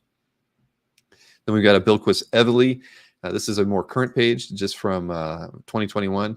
And I just, again, this is no major character kind of stuff going on in this piece, but I liked the kind of easing into the city here. Go to here, you're inside. I just thought the storytelling on the page was really nicely done. Of course, don't know anything about the story, but Bilquis work I love. I've always appreciated it, and this is a nice page.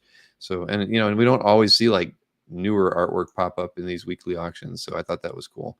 Then I've got two more here. Tim Sale. This is from Thieves World, so it's early in Tim's career. So anytime something from Thieves World pops up, or Myth Adventures, I love when his inking in those books as well. So I'm sure this will end up being, I would think, a pretty affordable page. But early in Tim's career, it's from '87, and just nice work. I mean, I remember these stories fondly. So I thought this was a good one to feature. I don't think I see too many Thieves World pages pop up on the market, but I see Rich says she gave him the fingers. That's a good one. And what do we got last? The last piece here. Oh, that's right. Another obscure piece from the '90s when I wasn't reading comics, by Dean Zachary, inks by Ken Branch. This is a variant cover to the Ferret. I don't know. And again, I don't know anything about the Ferret, so it might have been great. Malibu Comics and a variant cover, but I like the art on this thing. It's I don't know. It's kind of, it's got a Bagley feel to it. I don't know. It's got a little bit of everything on it, but I thought it was funny. I thought the title was funny, but I thought the art was good. So I decided that it was worth picking and adding as an 11th pick, which I never do. I usually only do 10. But there you go. And a Malibu, right? I don't think I really read any books by Malibu. So, and we got bricks there at the bottom. I didn't even notice that. So there you go. That rounds out my 11 picks from Heritage Weekly this week. So next up, you know what it is? It is the what is it? It's the preview for the show tomorrow on the EXP. Nick Barucci, the Original Art Experience, every week at 7 o'clock on Friday evening. He goes 1 hour, 7 to 8. Sells a lot of fun art, and he always has a good show and a good story to go along with it. And I agree, Jeff. Someone ripped off the Badger. I'm not going to argue with you on that one. And I love the inking on the last piece too, Phil. And I did do a bonus. I don't usually do a bonus, but anyway. So back to Nick. Nick has his show every Friday, 7 to 8. And I got the guest host a couple weeks ago. That was a lot of fun, and we raised some good money. I know that he's got a good show planned for tomorrow. And here is the preview for tomorrow's show on the EXP. Hey, everybody. This Friday, December 16th at 7 p.m. Eastern, we're going to have a great original art experience. Only on the experience. And not only are we going to show you some great art, but we're going to show you a price comparison so that you can see how great some of the offers are on the experience. So, this Friday, we are going to have Jim Starlin, Thanos vs. Hulk, this gorgeous double-page spread with Blastar, Bruce Banner turning into the Hulk. It is so mega cool. Pip the Troll as well. Excuse me. Then we're going to have this Iron Man cover recreation, full color. And this is Iron Man with the nose. Check it out. What I wanted to show you is that this Iron Man black and white recreation went for $2,100. So just wanted to reinforce the value that we try and bring on the experience. This Peter Parker Spectacular Spider-Man by Bob Layton will be a best offer item, and we are going to put a cap on it as well. Then we're going to have this recreation on Friday by Bob Layton. Now, Alex has claimed that, but I want to show it anyway. Then we're going to have a little bit more Jim Starlin, Thanos vs. Hulk. You can tell I picked up quite a few pages. Then we have John Romita Jr., Avengers, inks by the great Tom Palmer. We also have, thanks to Spencer Beck, some of John Romita Sr.'s markers, and each one will come with a certificate of authenticity, with some of the money going to John Romita Sr., a good portion of it. Then we're going to have commission cover art. Why not have a commission cover to John Romita Sr. by Joe Del Beato, Mariano Nicieza? Got to have a little bit of DC representation, so we've got this Carmine Infantino homage. We're going to have Ron Garney, Ghost Rider art. And thanks to Marcus, we reached out to Spencer Beck and Carol Flynn about more George Perez shirts, Hawaiian shirts, if they were available. They are. Check out the one thing we never showed before, never even thought to show, that these are designed by Carol Flynn. Each comes with a certificate of authenticity, and we picked up these George Perez trading cards from the early 80s, I think, that'll be available for sale. So everyone who missed out on the George Perez Hawaiian shirts, thank Marcus Way for asking me to check to see if we can get more. So this Friday, December 16th, 7 p.m. Eastern, only on the Original Art Experience. And hit that thumbs up, share, let your friends know. It is a great experience. We talk art, we offer some art, but most of all, we have fun. So see you Friday at 7. Yep, just like Mr. Rejek said, stop in at 7 and spend an hour seeing reasonable art. It's very true. He always says has some great art for sale. He does work a bit with Spencer, and he always has some stuff from Leighton. And then you're going to get a shirt as well as an opportunity. So a game-worn jersey, says Chris. Very true. But hey, you know what? I wanted to be able to announce a winner on the poll that we were taking earlier today for that sketch. The sketch assignment for the month of January and February, but we have a tie right now, which makes it easy. You can say one of them is going to be January and the other one's going to be February, but we have 8 votes on homage artworks and female heroes. Go figure. So if somebody could get in there and cast a vote and sway this one way or another, if you remember how to do it, you type exclamation point and then the word vote together, no space, but you put a space after the word vote and then vote the vote number 1 through 11 to kind of sway the vote there, so we can get a final decision on what our January and then February votes will be. Please go in there and do that in the next couple minutes, and then we will have that settled. So James can commit what we're going to do for the month of January as our first one. So don't forget my phone in. Oh, you had a phoned in homage vote. I did forget that. I didn't vote. I don't even know if I can. I guess I could do that for you. What was homage? Was the 3, wasn't it? Let's see if it'll let me do it from within the studio. Homage was a 3. Let's see. See if it actually acknowledges me doing that. I don't know. I don't think it's going to like me doing it from here within the studio. The votes are the votes are coming in now. They're both even at 9. Oh, okay. Homage is now at 10. So it is taking the votes. Oh, it took mine too. Okay. But you get a space between the word vote and the number. So we're at 10 on homage and 9 on female superheroes. Or, yeah, no villains. All superheroes, all on the positive side of things. So we'll give it another minute and then call it a day. But I just don't want to tie. Don't want to tie. Stanley's voting for 8. All right, now we're tied at 10 again, everybody. We're not making any headway. And I can see 2 more votes, 1 for 3, 1 for 8, another for 8. So maybe, okay, let's move. The female is heroes is, see, now we got another for 3. You guys are doing this on purpose just to keep it tied, aren't you? Yeah. So what we may end up having to do is flipping a coin, since we can't get a clear, concise winner here. Jason, I threw a vote in for you, and now you threw an extra one to kind of get homage back at the top. All right, well, we'll just give it 10 more seconds. If nobody else votes, I think we've got our 2 winners here, and homage is in the lead. So that's okay. That's a good place to start. And homage of female heroes. Well, we'll see. But I think James wanted to get the January and February picks already settled. So yeah, Michael Callahan, it's going to end up being a coin flip, everybody, because as it stands right now, we're tied at 13. So I think I'll leave it out there. I mean, you can still vote for the rest of the show, but we got to keep the show moving, because now we can move on to the CAF update. Now that we're 2 hours into this, Chris Norick, we're gonna do our best when we get to our picks here tonight to get through it without keeping everybody here all night long. The coin will always come up Berkey, which happens to be tails. Mike is always tails.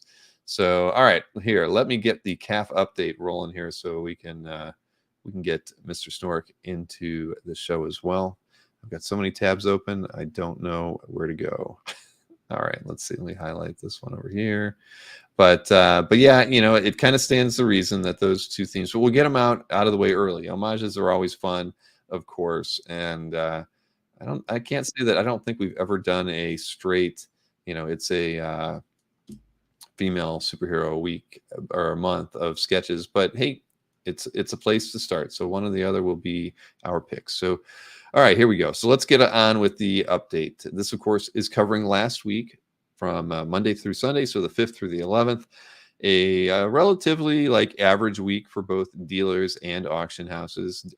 On the dealer side of things, 293,000 in sales last week compared to 495 the week before. Of course, I think Mike had a $200,000 piece, which really skewed everything.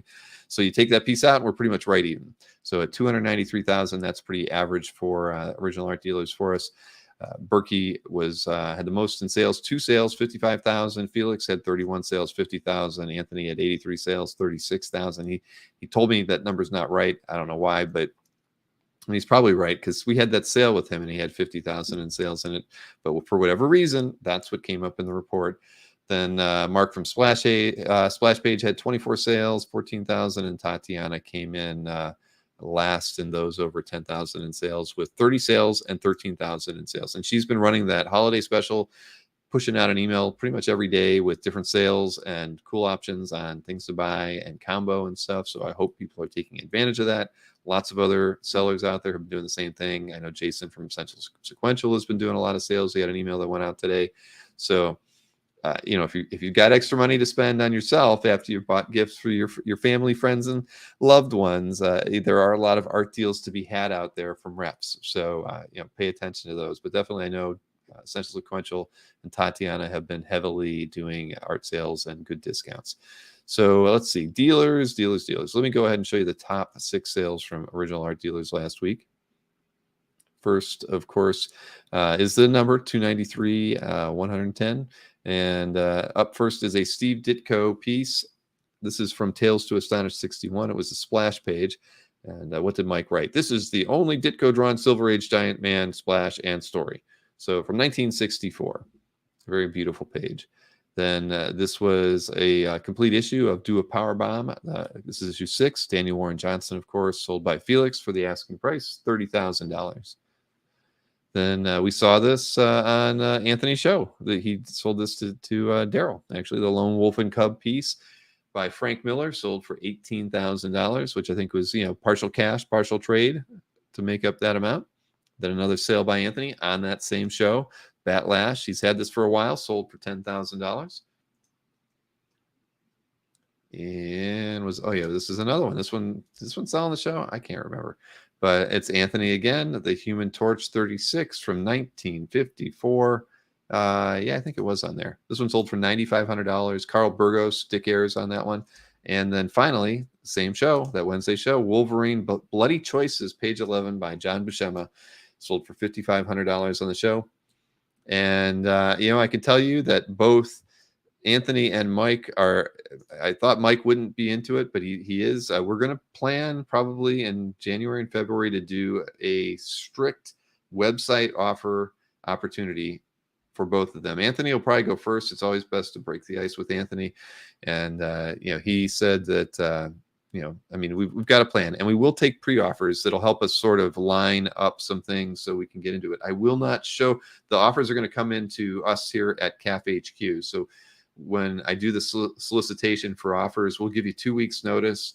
You'll be able to submit your offers. I'll make them reasonable offers, because if they're unreasonable offers, I probably won't even show them to Anthony. But make fair offers, and we'll present them to him, and he'll have to do it all on the fly. Because Mike in the green room was like, "You'll show them to me in advance," and I told him, "No, we will not show the offers in advance. I will pull them together to make it easy for us to present them for you, so we don't have a show that takes 4 hours." But he's got to, do it all off the cuff. So, so I think it'll be a lot of fun. We will not show any new artwork. It'll all be focused on you guys making deals with them on their existing inventory. Anthony will go first in January, and Mike will go second, probably in February. Anyway, all right, moving right along. Next, it's the auction results. Average, I can't say average, right? There was a signature auction from Heritage, which skews a lot of the numbers. There were 2.48 million in sales last week for Heritage on the signature side, and then their weekly auction as well as eBay. Comic Link, of course, had their auction last week. I didn't even think to ask Josh what his total sales were, which we don't usually include in our stuff anyway. But maybe one of these days I'll work something out with Josh so we can get a little bit more of his data in there. But of that $2.48 million, 2.18 of that was the signature auction. So 300,000 was from both eBay and Heritage Weekly. So a little light. eBay was 160,000 of that. And what was Heritage? Heritage was the rest at about 140,000. So it was, again, an average week for the weekly stuff. But the top three sales from eBay and then Heritage, first three from eBay here. Again, 2.48 total. 300 of that being the eBay and Heritage results. This first piece was a piece done by Jim Lee, Grifter and Zealot. It was a pinup, went for $6,800 on eBay. Graded. We don't see that too often. And then we've got a Joe Shuster piece, which I think is really amazing. I love this piece. This was a daily from 1943, sold for $5,500. I don't care that Soup's only in the first panel, but this is a great piece of art. And then finally, we get a Enric piece, Vampirella painting, of course. List price on this one was $5,000. It actually sold for $4,500 with a make offer. Then over to Heritage. The first two pieces are by Charles Vess and from Rose. This is from Rose, issue 1, page 32. Sold for $9,000. And then the other sale for $7,800 was from issue 2, page 12. We actually talked about this on the show with Ben Brezel on Tuesday. As you recall, he had the page from issue 1, page 1.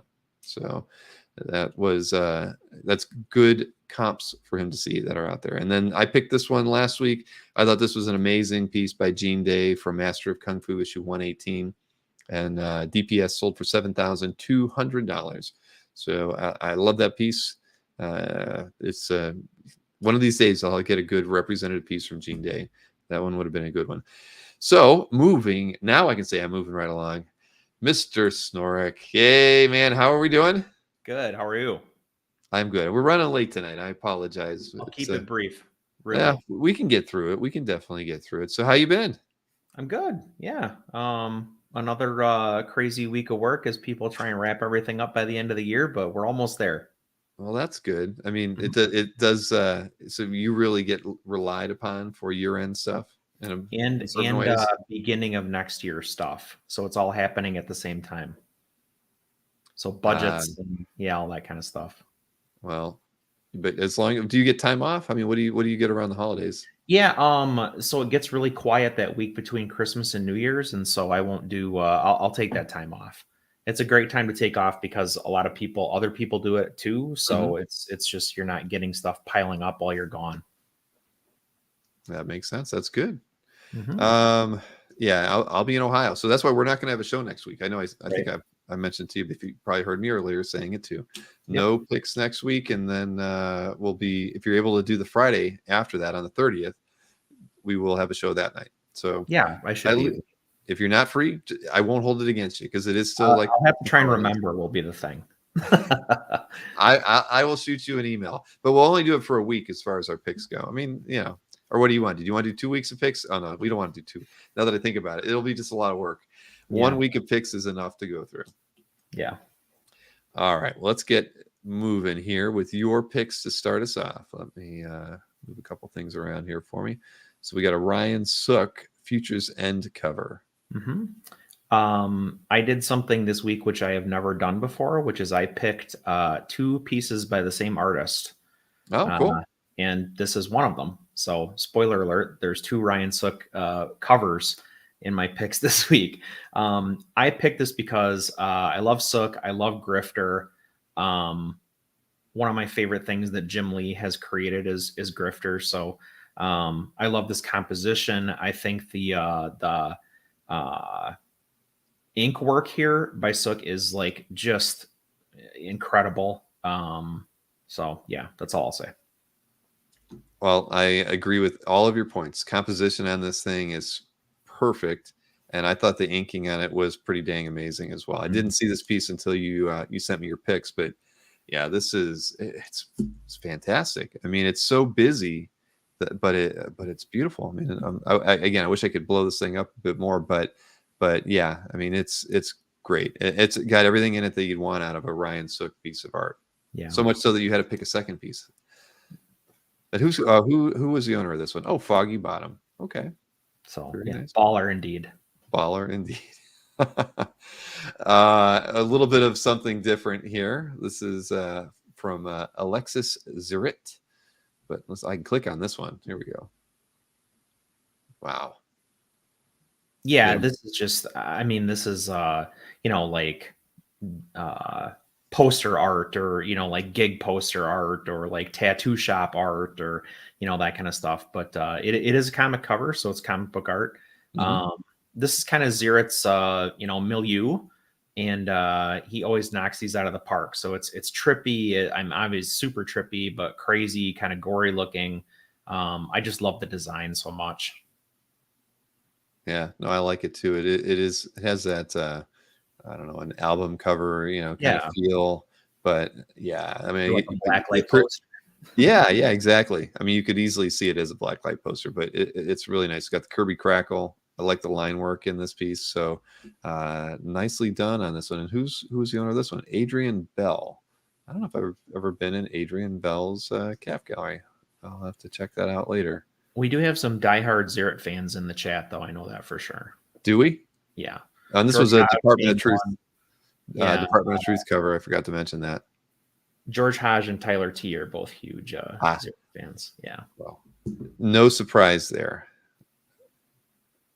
Yeah, Blacklight. You got that right, CJ. Jack Kirby on acid. I can't argue with you on that, George, at all. No, I agree. Yeah, this is pretty cool. Let me get that on there. And this one blew my mind. I don't know how I didn't see this piece. This X-Force cover from 2019, but holy mackerel. Isn't this incredible?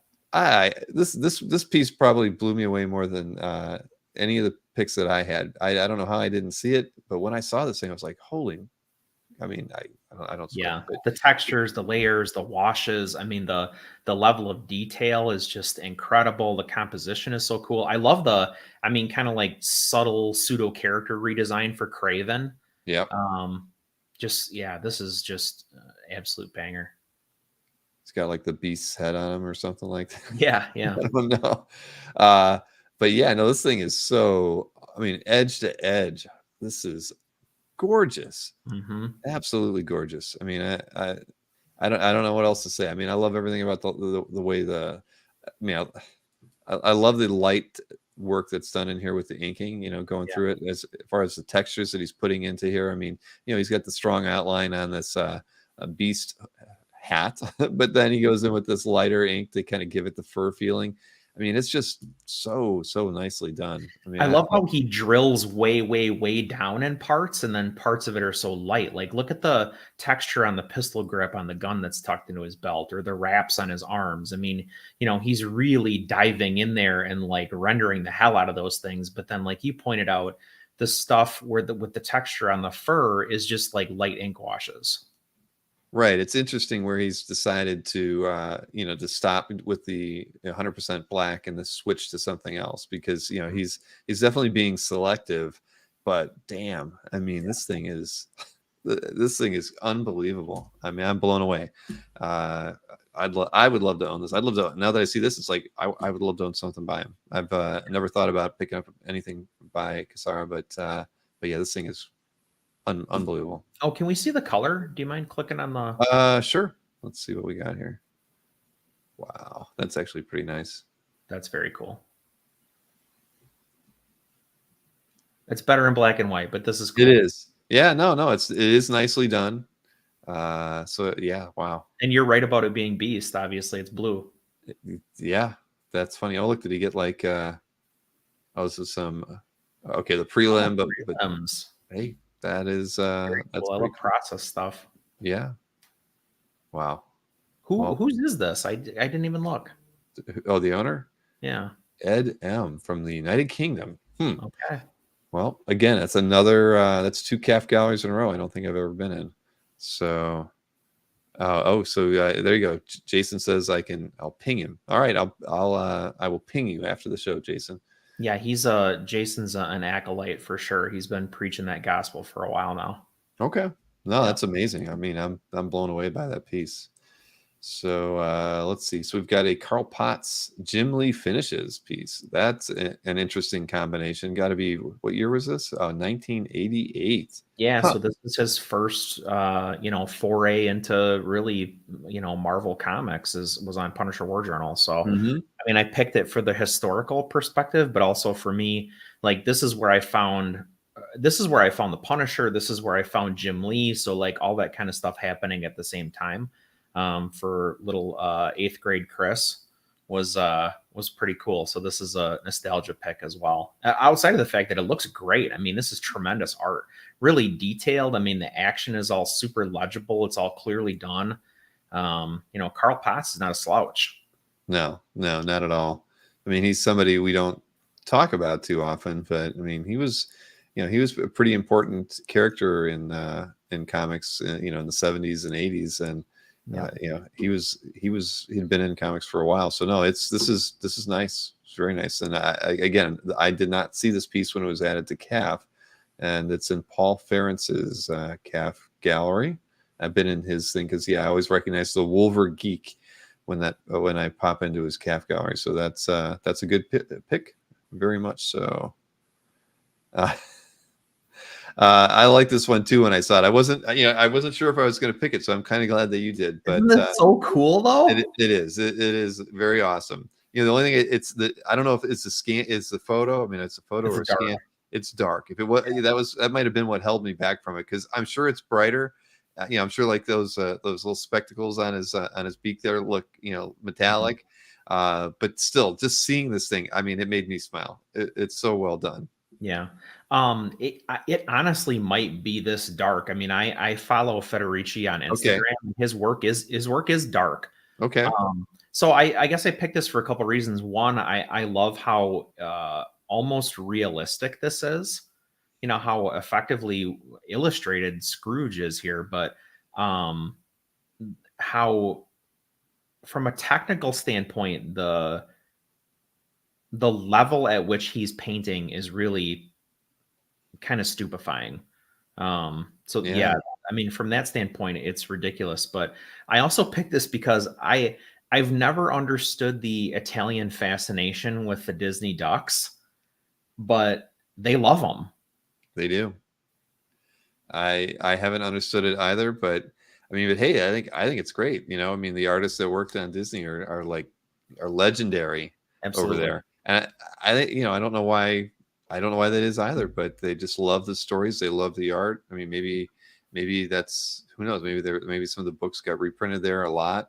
I don't know, but yeah, this thing it was amazing. I mean, and you know what? I wouldn't care if it was this tone as well. Yeah, it doesn't need to be brighter. It is just so well done. You look at the brushwork in it, like you were saying.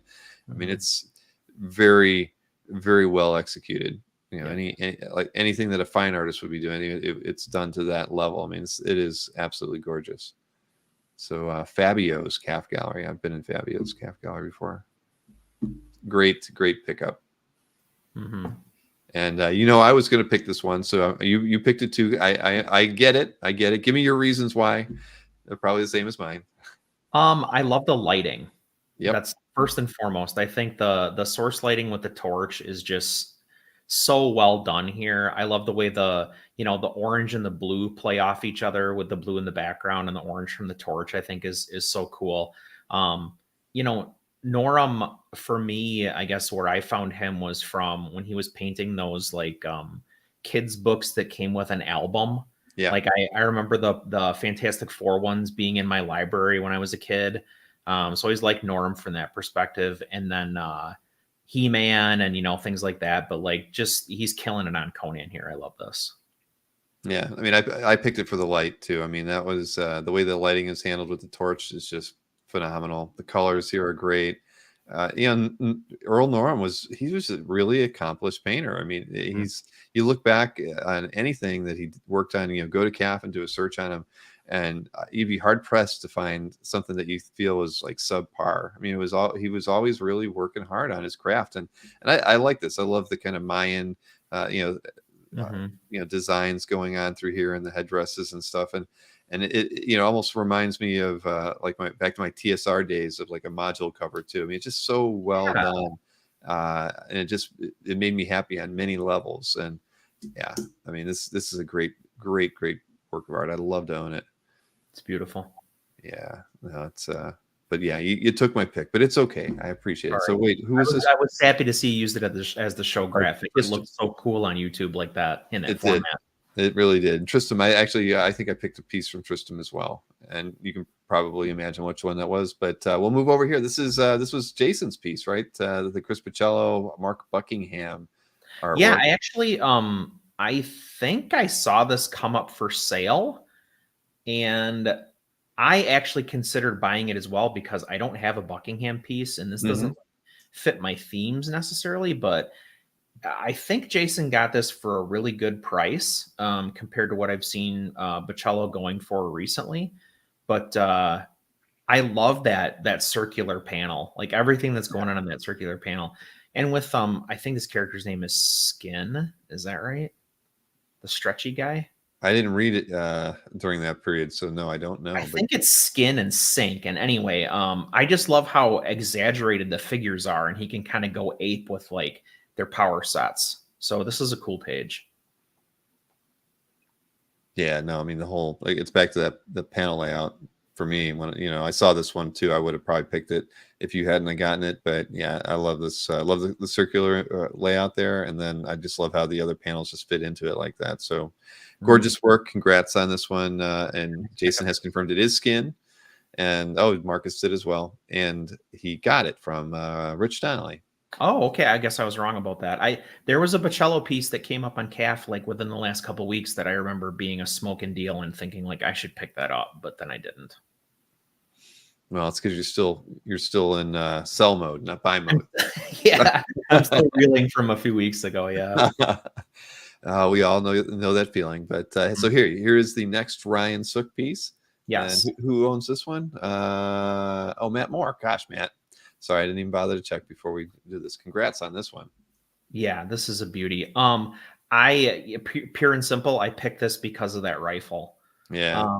Look at everything that is happening on that rifle. The water drops, the texture of the metal, the texture of the plastic, the reflection of Nightwing and the scope has that like Mike Zeck feel. Mm-hmm. I love Vigilante's costume design. The V visor is just so clever. That's so cool. Yeah, this is just a great cover. Yeah, no, I saw this one too, and I thought about it. It was probably in my top 20. So no, it's really well done. I mean, I love Sook's work. I don't think I have ever owned anything by Ryan, which is I need to correct that. But this is absolutely beautiful. So congrats, Matt, on this pickup. It is a keeper for sure. It's lovely. Yeah, Ryan's one of the few artists that I have more than one piece from. So, and whose calf was this? Oh, Aranga. I should check these things out ahead of time. A Ghost Rider. I hate picking pieces from Aranga because he doesn't need the ego boost. He really doesn't. But this is the technique that's on display here was just I had to pick it. This the stippling, the layer. I mean, the layers the artist is able to achieve with just dots. I mean, I just love this. Respect the technique. Yeah, you don't need to give Aranga any more ego than he's already got as a collector and an artist. But thanks again for that contribution earlier, Aranga. I love the Gallery Megan, Daniel Megan stuff was awesome to see. But yeah, no, this is cool. I saw the piece too, and I thought about it, but I passed. So I'm glad you picked up and kept it in your top 10 because I like the stipple effect. It's not something that we see typically in any artwork that would appear on CAF. So it stood out to me when I was browsing through the site too. I'm just a sucker for gradients, I guess, is what it amounts to. And when you go white to, black, and you hit literally, thanks, sir. You're probably true. You're probably right, Aranga. When you hit every, shade in between, like that sings for me. Yeah, no, it is really, really well done. So I bet it looks super impressive in person too. Mhm. All right. Well, here. Got the like on that one too. So final piece here now. And Chad's calf gallery. I can't click on this one, but this was actually one of my picks too. So I'm glad you picked it. It's just amazing ink work on this thing, and that fluidity of the cape to the just to the costume work here. I mean, I love the inking on this piece. Exactly right. Yeah, the way this moves is tremendous. It kind of reminds me of like Yoshitaka Amano. Mhm. Particularly in how kind of like tight and angular everything is, but while at the same time, like it's also like swooping, which is hard to do, I think, but it adds I don't know, there's static elements to this because they're very like straight and rigid looking, but then like basically everything else is in movement. Yeah, no, I agree. I mean, there's so much motion in there all around his helmet too. And, you can see how he's done it, but still, it's so cool. I mean, when I saw this piece, I loved it. I mean, I loved it just for the inking technique and just the amount of work and detail that he put into, just Vader's clothing. I mean, it's just. I mean, I'm looking at it now. I mean, I would own this piece, and I don't even own a single piece of Star Wars art. I would love to own this piece of art because it's just so dang beautiful.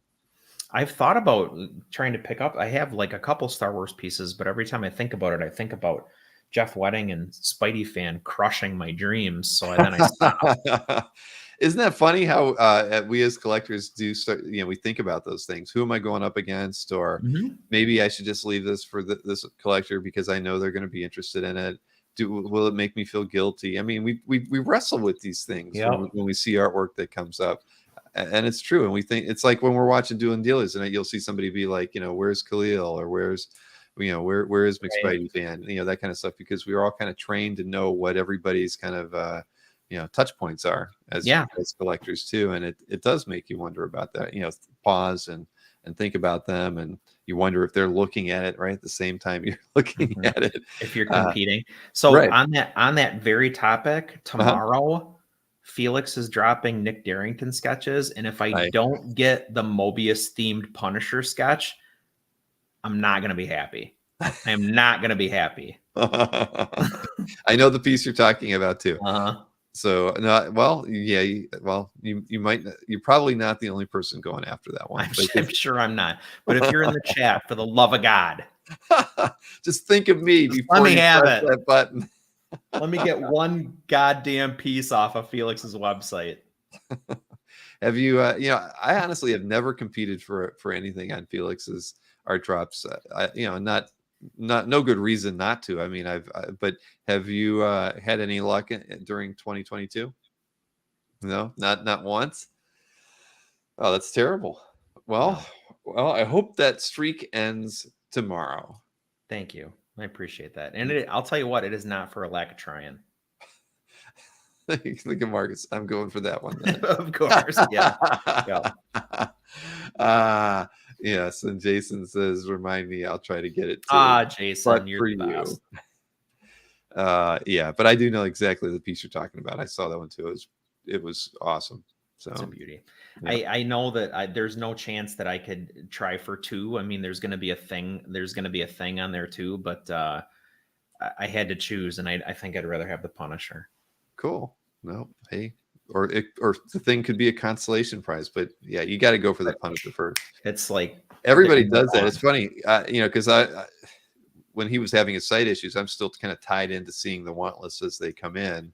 I really need to turn that off, but I see them when they come in, and it's funny. I see the techniques that people use. They really do just go for one piece. They won't put three in. They'll go one, and then they'll go back and do another one, and then they'll do another one. So people will go in there and make 4 or 5 requests when it's a popular art drop, but they only do them one at a time because they don't want to. But it's funny. Then I'll see one come in and it'll have like 4. but and I'm thinking, oh, you sucker, you probably missed out because you didn't do the ones like all the people who are front loading it, going after one at a time. So I think I did the last stuff I tried to get, I want to say was during New York Felix Con. mm-hmm. And I put 2 pieces. I checked out 2 pieces inside of 5 seconds, and I lost them both. 5 seconds was not fast enough for 2 pieces. Oh my goodness! And I can guarantee everybody that the change that I had made to his site back when I did that, what was that? It was the San Diego drop, so that was like July. I've watched now, and literally the moment the clock ticks noon, the emails start. So people are able to get it and get it going. We're not having any site errors anymore, and it's working exactly as it should, which is nice to see. I mean, I didn't think I could have figured it out, but I think I've got a workaround to that problem that is doing well. But all right, well, let me get to my picks here, and what do we got first up? I had it, Wes, again, he's been dropping so many things. And I know this was a Berkey piece that I think people have seen somewhere. I think we did maybe that was in his San Diego art drop or whatever. But I mean, I just had to pick this piece. I mean, Wes had so many great covers that he had added to his calf gallery in the last 2 weeks. But this was always like one of my favorite pieces. I actually thought that Mike would have kept this one. But because it's just, I mean, when do you ever see a piece of art like this? I mean, just never. I mean, really, I mean, this is just so beautiful. I mean, everybody wants, it's such a classic, trope in FF covers with Doom and the team on it. But you get so much of the countryside and of the castle and some landscaping, and it's just awesome. I mean, the more I look at this dang thing, it just kills me. Yeah. So congrats to West. I mean, he definitely wrangled a fair amount of art out of Berkey, and all of them were wonderful. But this is my favorite of all the pieces that Wes got. Kirby Sinnott cover from FF is to die for. And I mean, you think back. I can picture a lot of Kirby Sinnott covers from FF. And they're always action packed, a lot of great stuff going on there. But I just love this one for all the fine detail in it. Usually you'll get a big, Mr. Fantastic wrapping around the character or whatever, the thing being large on the cover. But everybody's small, and it forced them to put so much detail into it. I love it for that. And what more needs to be said?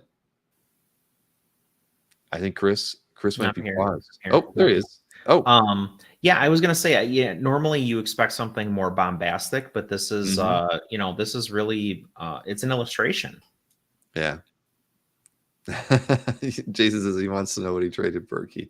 I do know, and it was definitely a fair trade that they both did, but a child. No, something better than that. Oh, great! Well, this is better than that.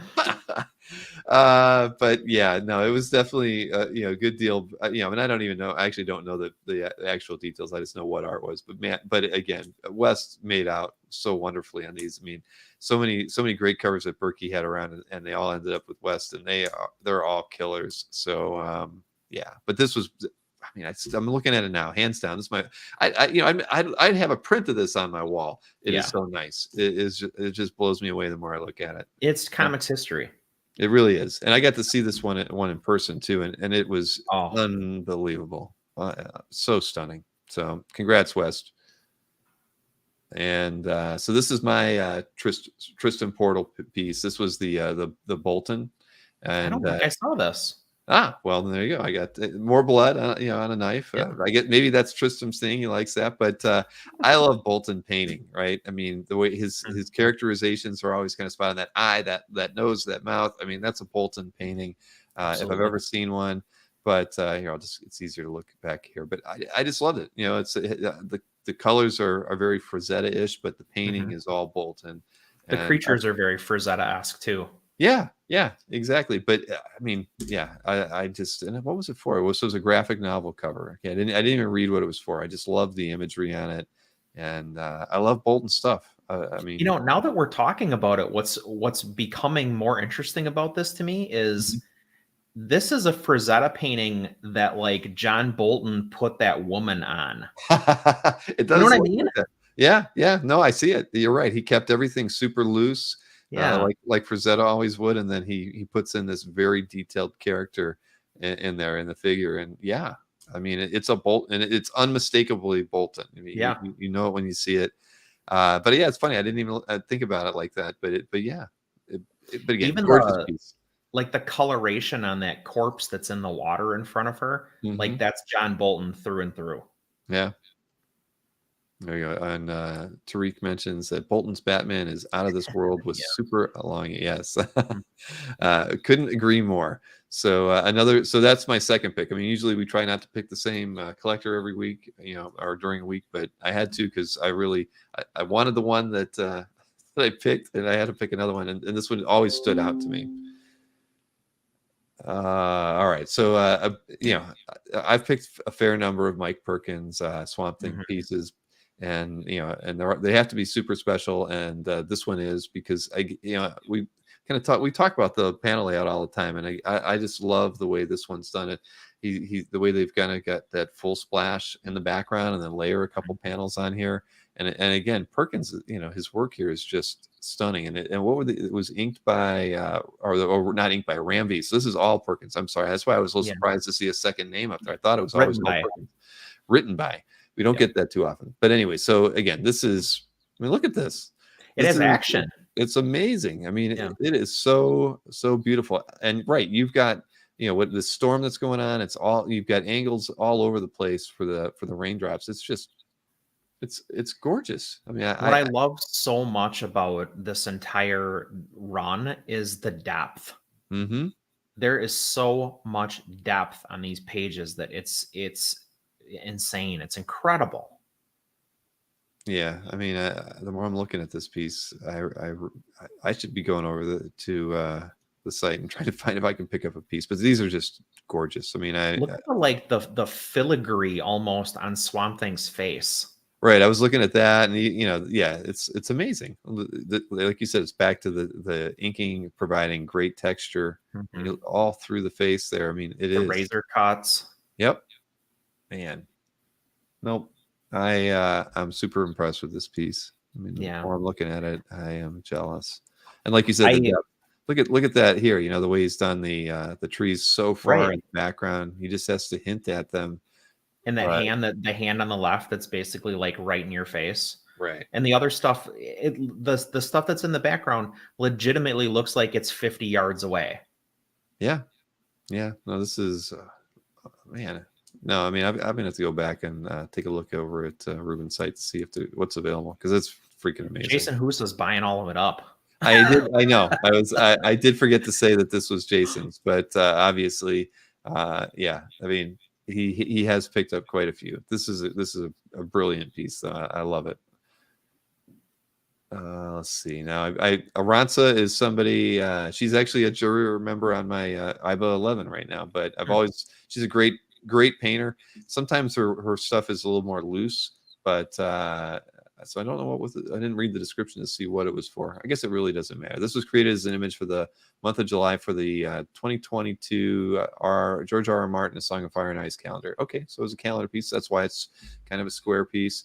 But Aranza's she's just super duper talented. I gotta stop saying super duper. I feel like my kids every time I do that. I was watching a show the other day and somebody said super duper, and I was like, I gotta stop saying that. But anyway, I just love her work, and I don't think there's too much work on calf by her. I know Tatiana, I think, owns a painting or two by Aranza, but she's just an immense talent. I've gotten to see her work at IX and PA a few times, and super. All right, take it away for a moment, Chris. I have a tremendous amount of respect for people that are able to paint at this level of detail.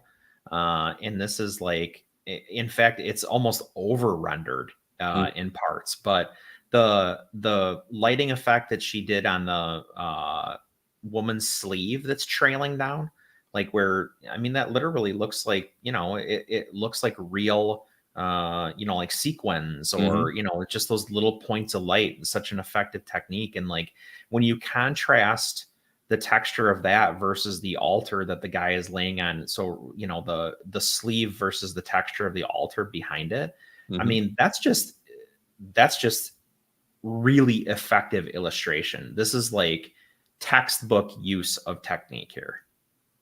Yeah, definitely. And she's doing things. It's funny. You can compare this to the Perkins piece we we're looking at before. You look at how she's handling the depth. I mean, a lot of times, in many cases, Painter is doing a lot of underpainting to kind of flesh out something. So it's almost like she worked on an underpainting, added more detail here as you get closer to the foreground, and then you get the characters up front, and then the figures. Yeah, I mean, so that really creates a lot of depth there. And yeah, I mean, I didn't even really look at that originally, but well, it creates visual interest for sure. And I mean, you want people to focus on the subjects, right? So that makes a lot of sense. And then I think the other thing that makes a lot of sense is the background is all, basically what you're alluding to is the background is diffuse and the subjects are tight. And so that's how you focus the viewer in this case. Yeah, no, it's gorgeous. So if you've never heard of Aranza, definitely check her out. Her last name is spelled Sestayo, Sestayo, but fabulous artist. And I think she's been doing more book covers of late, but she's definitely becoming prolific. And I picked this one. This is an Aspiri video game box art, I believe, right? Just how often do we get to see any kind of video game box art? And it's Blade Runner, which I love. Right, exactly. I mean, I just like it's funny. Now we forgot another piece that has a lot of depth to it, using similar techniques. But again, love the detail on the gun. I love the decor here. I love everything about the way this piece palette. Yeah, the palette's awesome. It's so classic period game art. Cyberpunk. Yep. Right. The purple and the purple and the turquoise and for sure. Yeah, no. When I saw this one, I was like, "Oh, that's one I easily will pick and not replace with another pick." Because again, these are things. I know there's a few collectors on CAF who focus on game art. More. I can't say that I've seen pieces like this too often out there. Usually, you get things in the Mario, Nintendo-y kind of game art world. So it's cool to see box art of this genre out there. And wow. It's nice. Now, who was the owner? Okay, there you go. Their name is Love Illustration. So, and they're from Spain. Okay, that's cool. And so I obtained a publication. Oh, so it was actually published in Spectrum. Oh, cool. That's very good. That is very cool, actually. Yeah, Spectrum was great. I mean, the Fenners have stopped publishing Spectrum. Arnie's had some health problems the last couple of years, so. The last one they did was the first year of the pandemic, I think 2022, and I think they're going to do one final book maybe next year.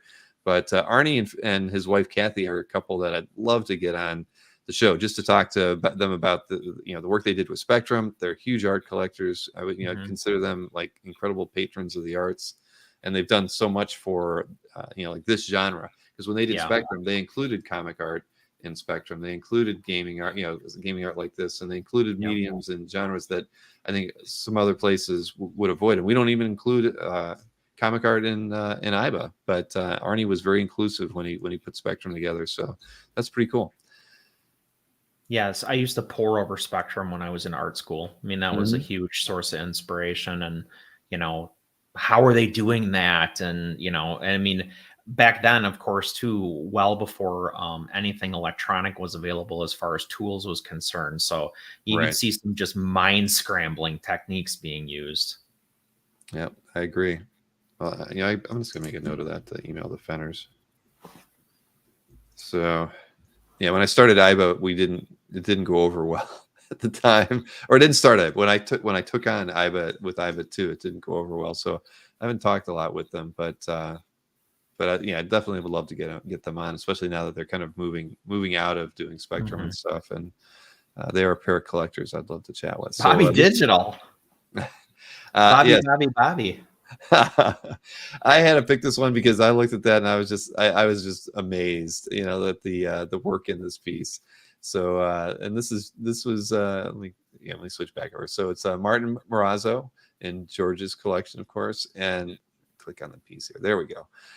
Is this awesome? I mean, I just love the amount of detail going into the little the wiring The behind beard. the beard. Well, the beard Yeah. blew me away immediately. Feels And a I little love like Trad Moore.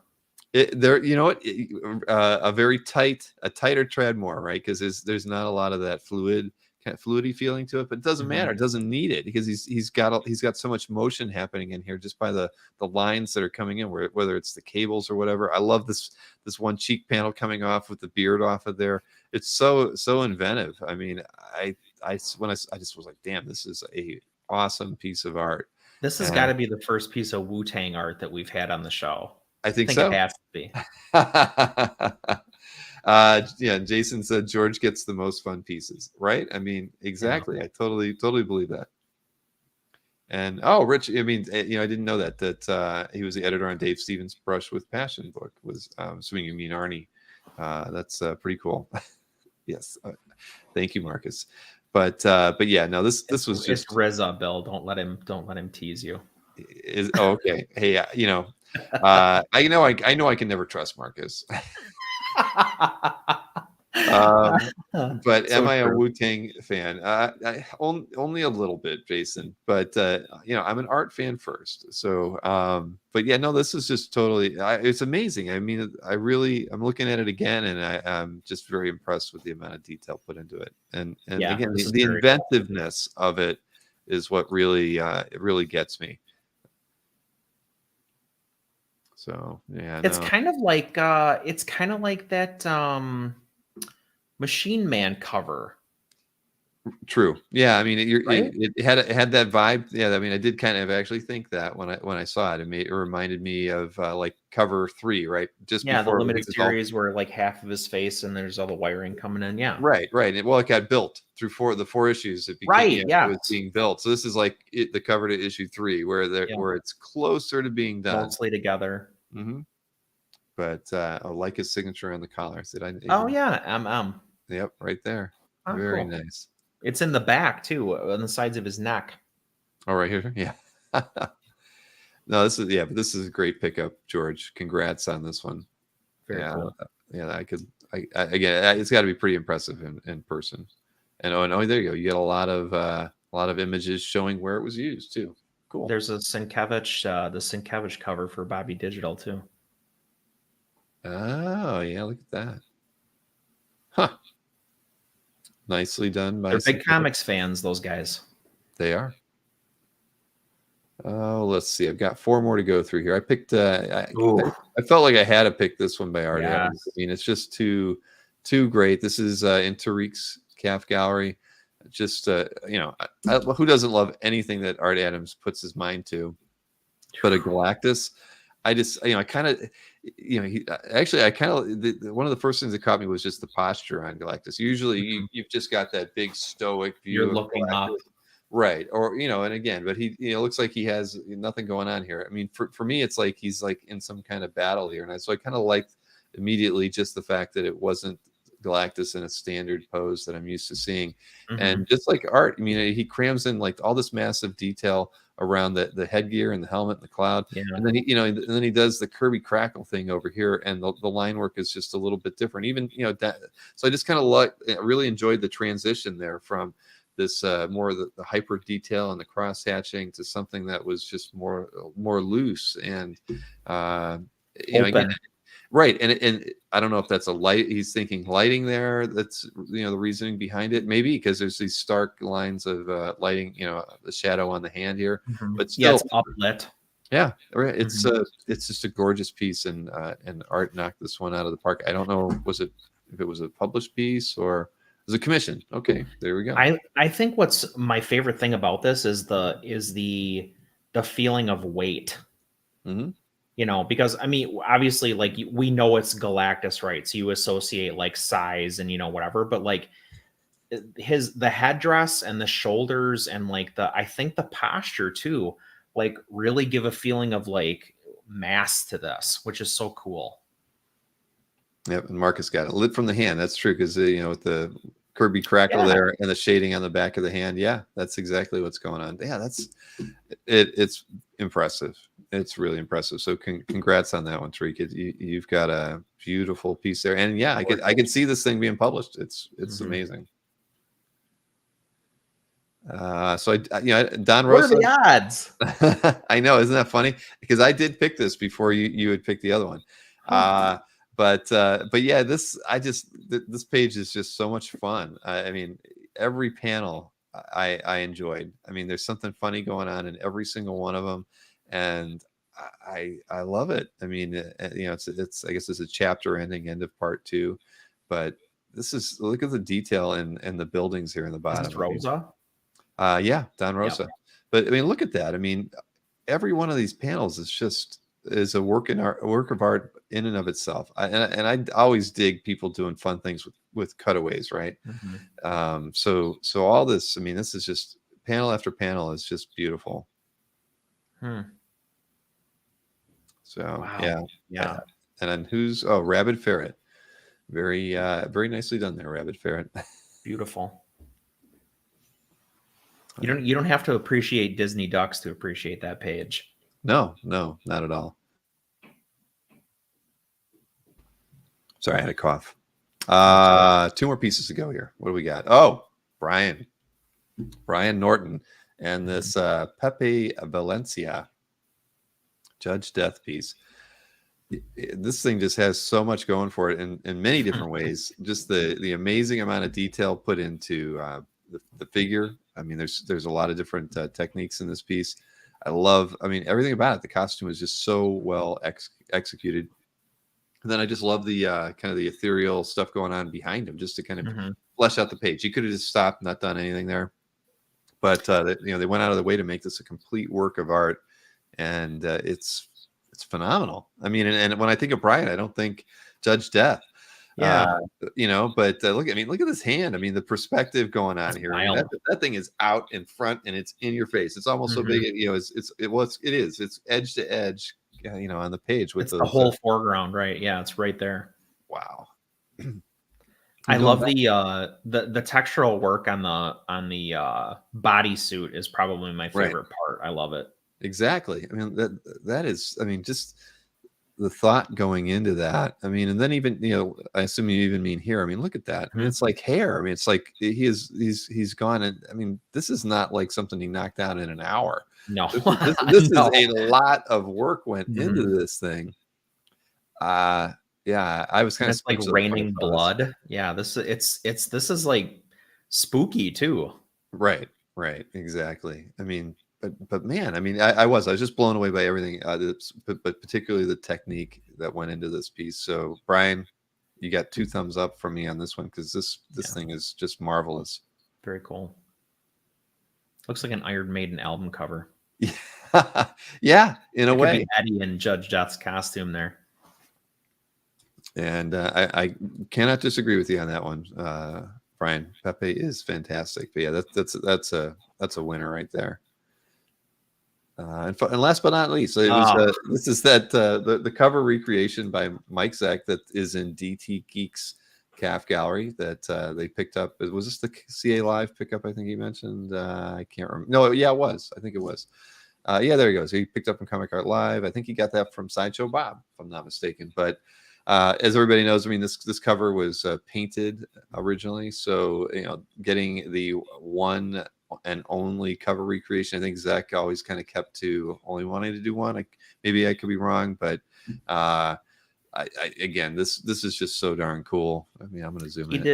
He did one each of the Punisher limited covers, okay. And on the back, they're all it's written in, he hand wrote, this is, the one recreation, blah, blah, blah. He basically numbered and signed them in that respect. The trade dress is all on them.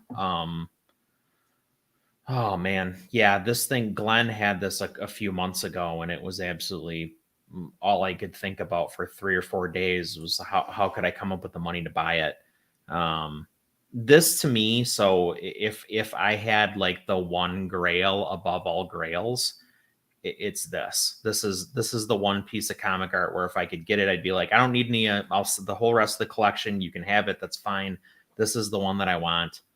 And Mandel's got the original. So Yes. I kept telling myself like this is the next closest thing. So whose is this? The owner is DT. Is it DT Geek? I always forget. Yeah, DT Geek Show. He's got his own YouTube channel, guys. Pretty cool. I think he's going to be on the show. I hope in late January or early February. But Bravo, man. This, I yeah, mean, in my mind, you won calf. yeah, yeah. This one I had to include it. You know, it's such a great work of art. And let's see. Marcus says he'll do one direct one, but he can do a variation. Yeah, I have a variation on this where I asked him to put Deathstroke in there in place of the Punisher. So I have that to, I guess, tide me over, sort of. But yeah.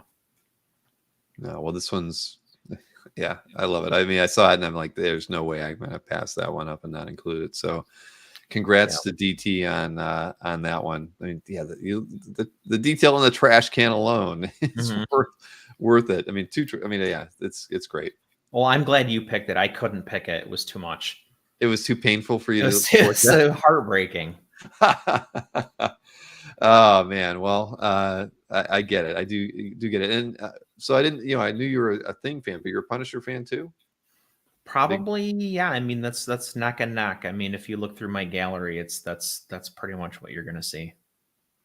There you go. David says, I feel you, Chris, with a Punisher cover being a Grail. Unfortunately, Cool Lines owns the one that I want. Yep. Well, it's Chalk or, in my case, Mandel, or I guess that one. Yeah. I mean, there's only so many. Right. Yeah, that is the problem. And we don't get to get any more Zek art, unfortunately. So you gotta. The competition is steep. It's not going to get any better. No, it is not. So, but yeah, that was a keeper. But Chris, as always, this was fun. We did a good job. It's just before midnight. We didn't go fast. Sorry. I never keep my promise when I say that. So. I can't either. But I hope you have a great Christmas. I mean, I know I'll probably see you in the chat leading up to that. But the holiday season is upon us. Do you have snow? Oh yeah. Yeah, we're getting hit almost every day now. Well, it's okay. It looks beautiful outside. I'm sure it does. I'm sure it's also not my first time. No, I know. Yeah. I mean, I think it actually rained here today. It hasn't rained in about 10 days. Nope. So it was overcast, but it was 80 yesterday and sunny. No, it wasn't here. Oh man, but well, yeah. I hope you have a great holiday. I hope you've got good health in the family, and that you really have a wonderful time. I appreciate everything that you've done. Since you took on the task of doing these shows with me, Chris. I really can't tell you how much I appreciate it. One of the most fun things I do during any given week. So I equally appreciate you having me on, and I so appreciate everybody watching and comments and like all that kind of stuff. So thanks to all you guys too. Me, it's my pleasure. So, all right, well, have a wonderful night, and I'll see you again in a few weeks on a Friday. Right. I'll remember. Thanks, Chris. I'll remind you. Oh man. All right. So we did it. We got it done in under 3 hours. I apologize. We just had a lot of content to go through. I hope everybody appreciated that. Kevin Ono putting together all that stuff from 3 years ago and still having it. He didn't delete it off his phone or wherever he had it stored. I'm so glad he saved it for that long. That DC exhibit was unbelievable. I hope they do something, as far as pulling it back together in some way and doing a show like that. I mean, it's necessary. After the Marvel exhibit has been around for 3 or 4 years. It's done well. It did okay even during the pandemic, even though they probably had 6 or 7 months where they didn't have anybody going to it. It still survived it. Why that show didn't survive and move on to someplace else is beyond me. Aranga, thank you as well for putting together a gallery. Daniel Megan, that thing, was. I'm so happy to have finally seen it. They have such a great selection of artwork in their on their website that I always was curious what their gallery looked like. So I'm happy to have finally seen that. We've had other European galleries send video clips before, but I should ask them. I should actually just say, Aranga, I think you said you had an email address from them. I've never emailed with them at all. if you could pass it along to me, I'll make an offer that I'll play in whenever they do an opening. They should do a video, and I will post it like I've done with Gallery Martel and a few other galleries that are in Europe. Maybe Megan will also do it as well. Fingers crossed. And of course, Jeff Wedding for doing that great book giveaway. Thank you, Jeff. I sincerely appreciate you doing that. And Kelly Goon, congrats on picking up a copy of IVA 10, an LE copy, no less. And we got to see the flip from Jeff, which was spectacular. I'll have all of those video clips posted to the channel. It's probably one a day, so expect to see one tomorrow. I'll do the longer one, the Kevin Ono one from the DC exhibit, since I cut that one a little short. It is about 15 or 16 minutes long, so you'll see that tomorrow, and then I'll probably do the flip on Saturday and the piece by Oranga on Sunday. So those will be on the channel by the end of the week. So again, thank you everybody for tuning in. It's been a lot of fun. If you have any feedback about the feedback stuff that we've added, don't hold back. I'd appreciate it. We want to make it very thorough and fun and informative, and I do think that it will work its way into areas of the site that we haven't really thought of yet, like being able to sort by people who have the most feedback. I think that'll be a little bit later after we have a broader base of people getting feedback. I think that I'll have to ask Maureen. She could tell me how many unique people have gotten feedback already, but I'd like to think, given the number of pieces that sold and the number of exhibitors we've had, there's no reason why we don't already have 1,000 people with feedback. That's probably not the number, but that's what the number should be. So we'll see. But yes, Jeff, you will see me on Tuesday. I will shoot Ken an email letting him know that I'll be a part of your 99th episode on Tuesday, probably an 8 p.m. Drop-in time for me. But again, thanks everybody for tuning in. Thanks to Chris for his picks, and I hope to see everybody again next week. And have a wonderful weekend. Thanks.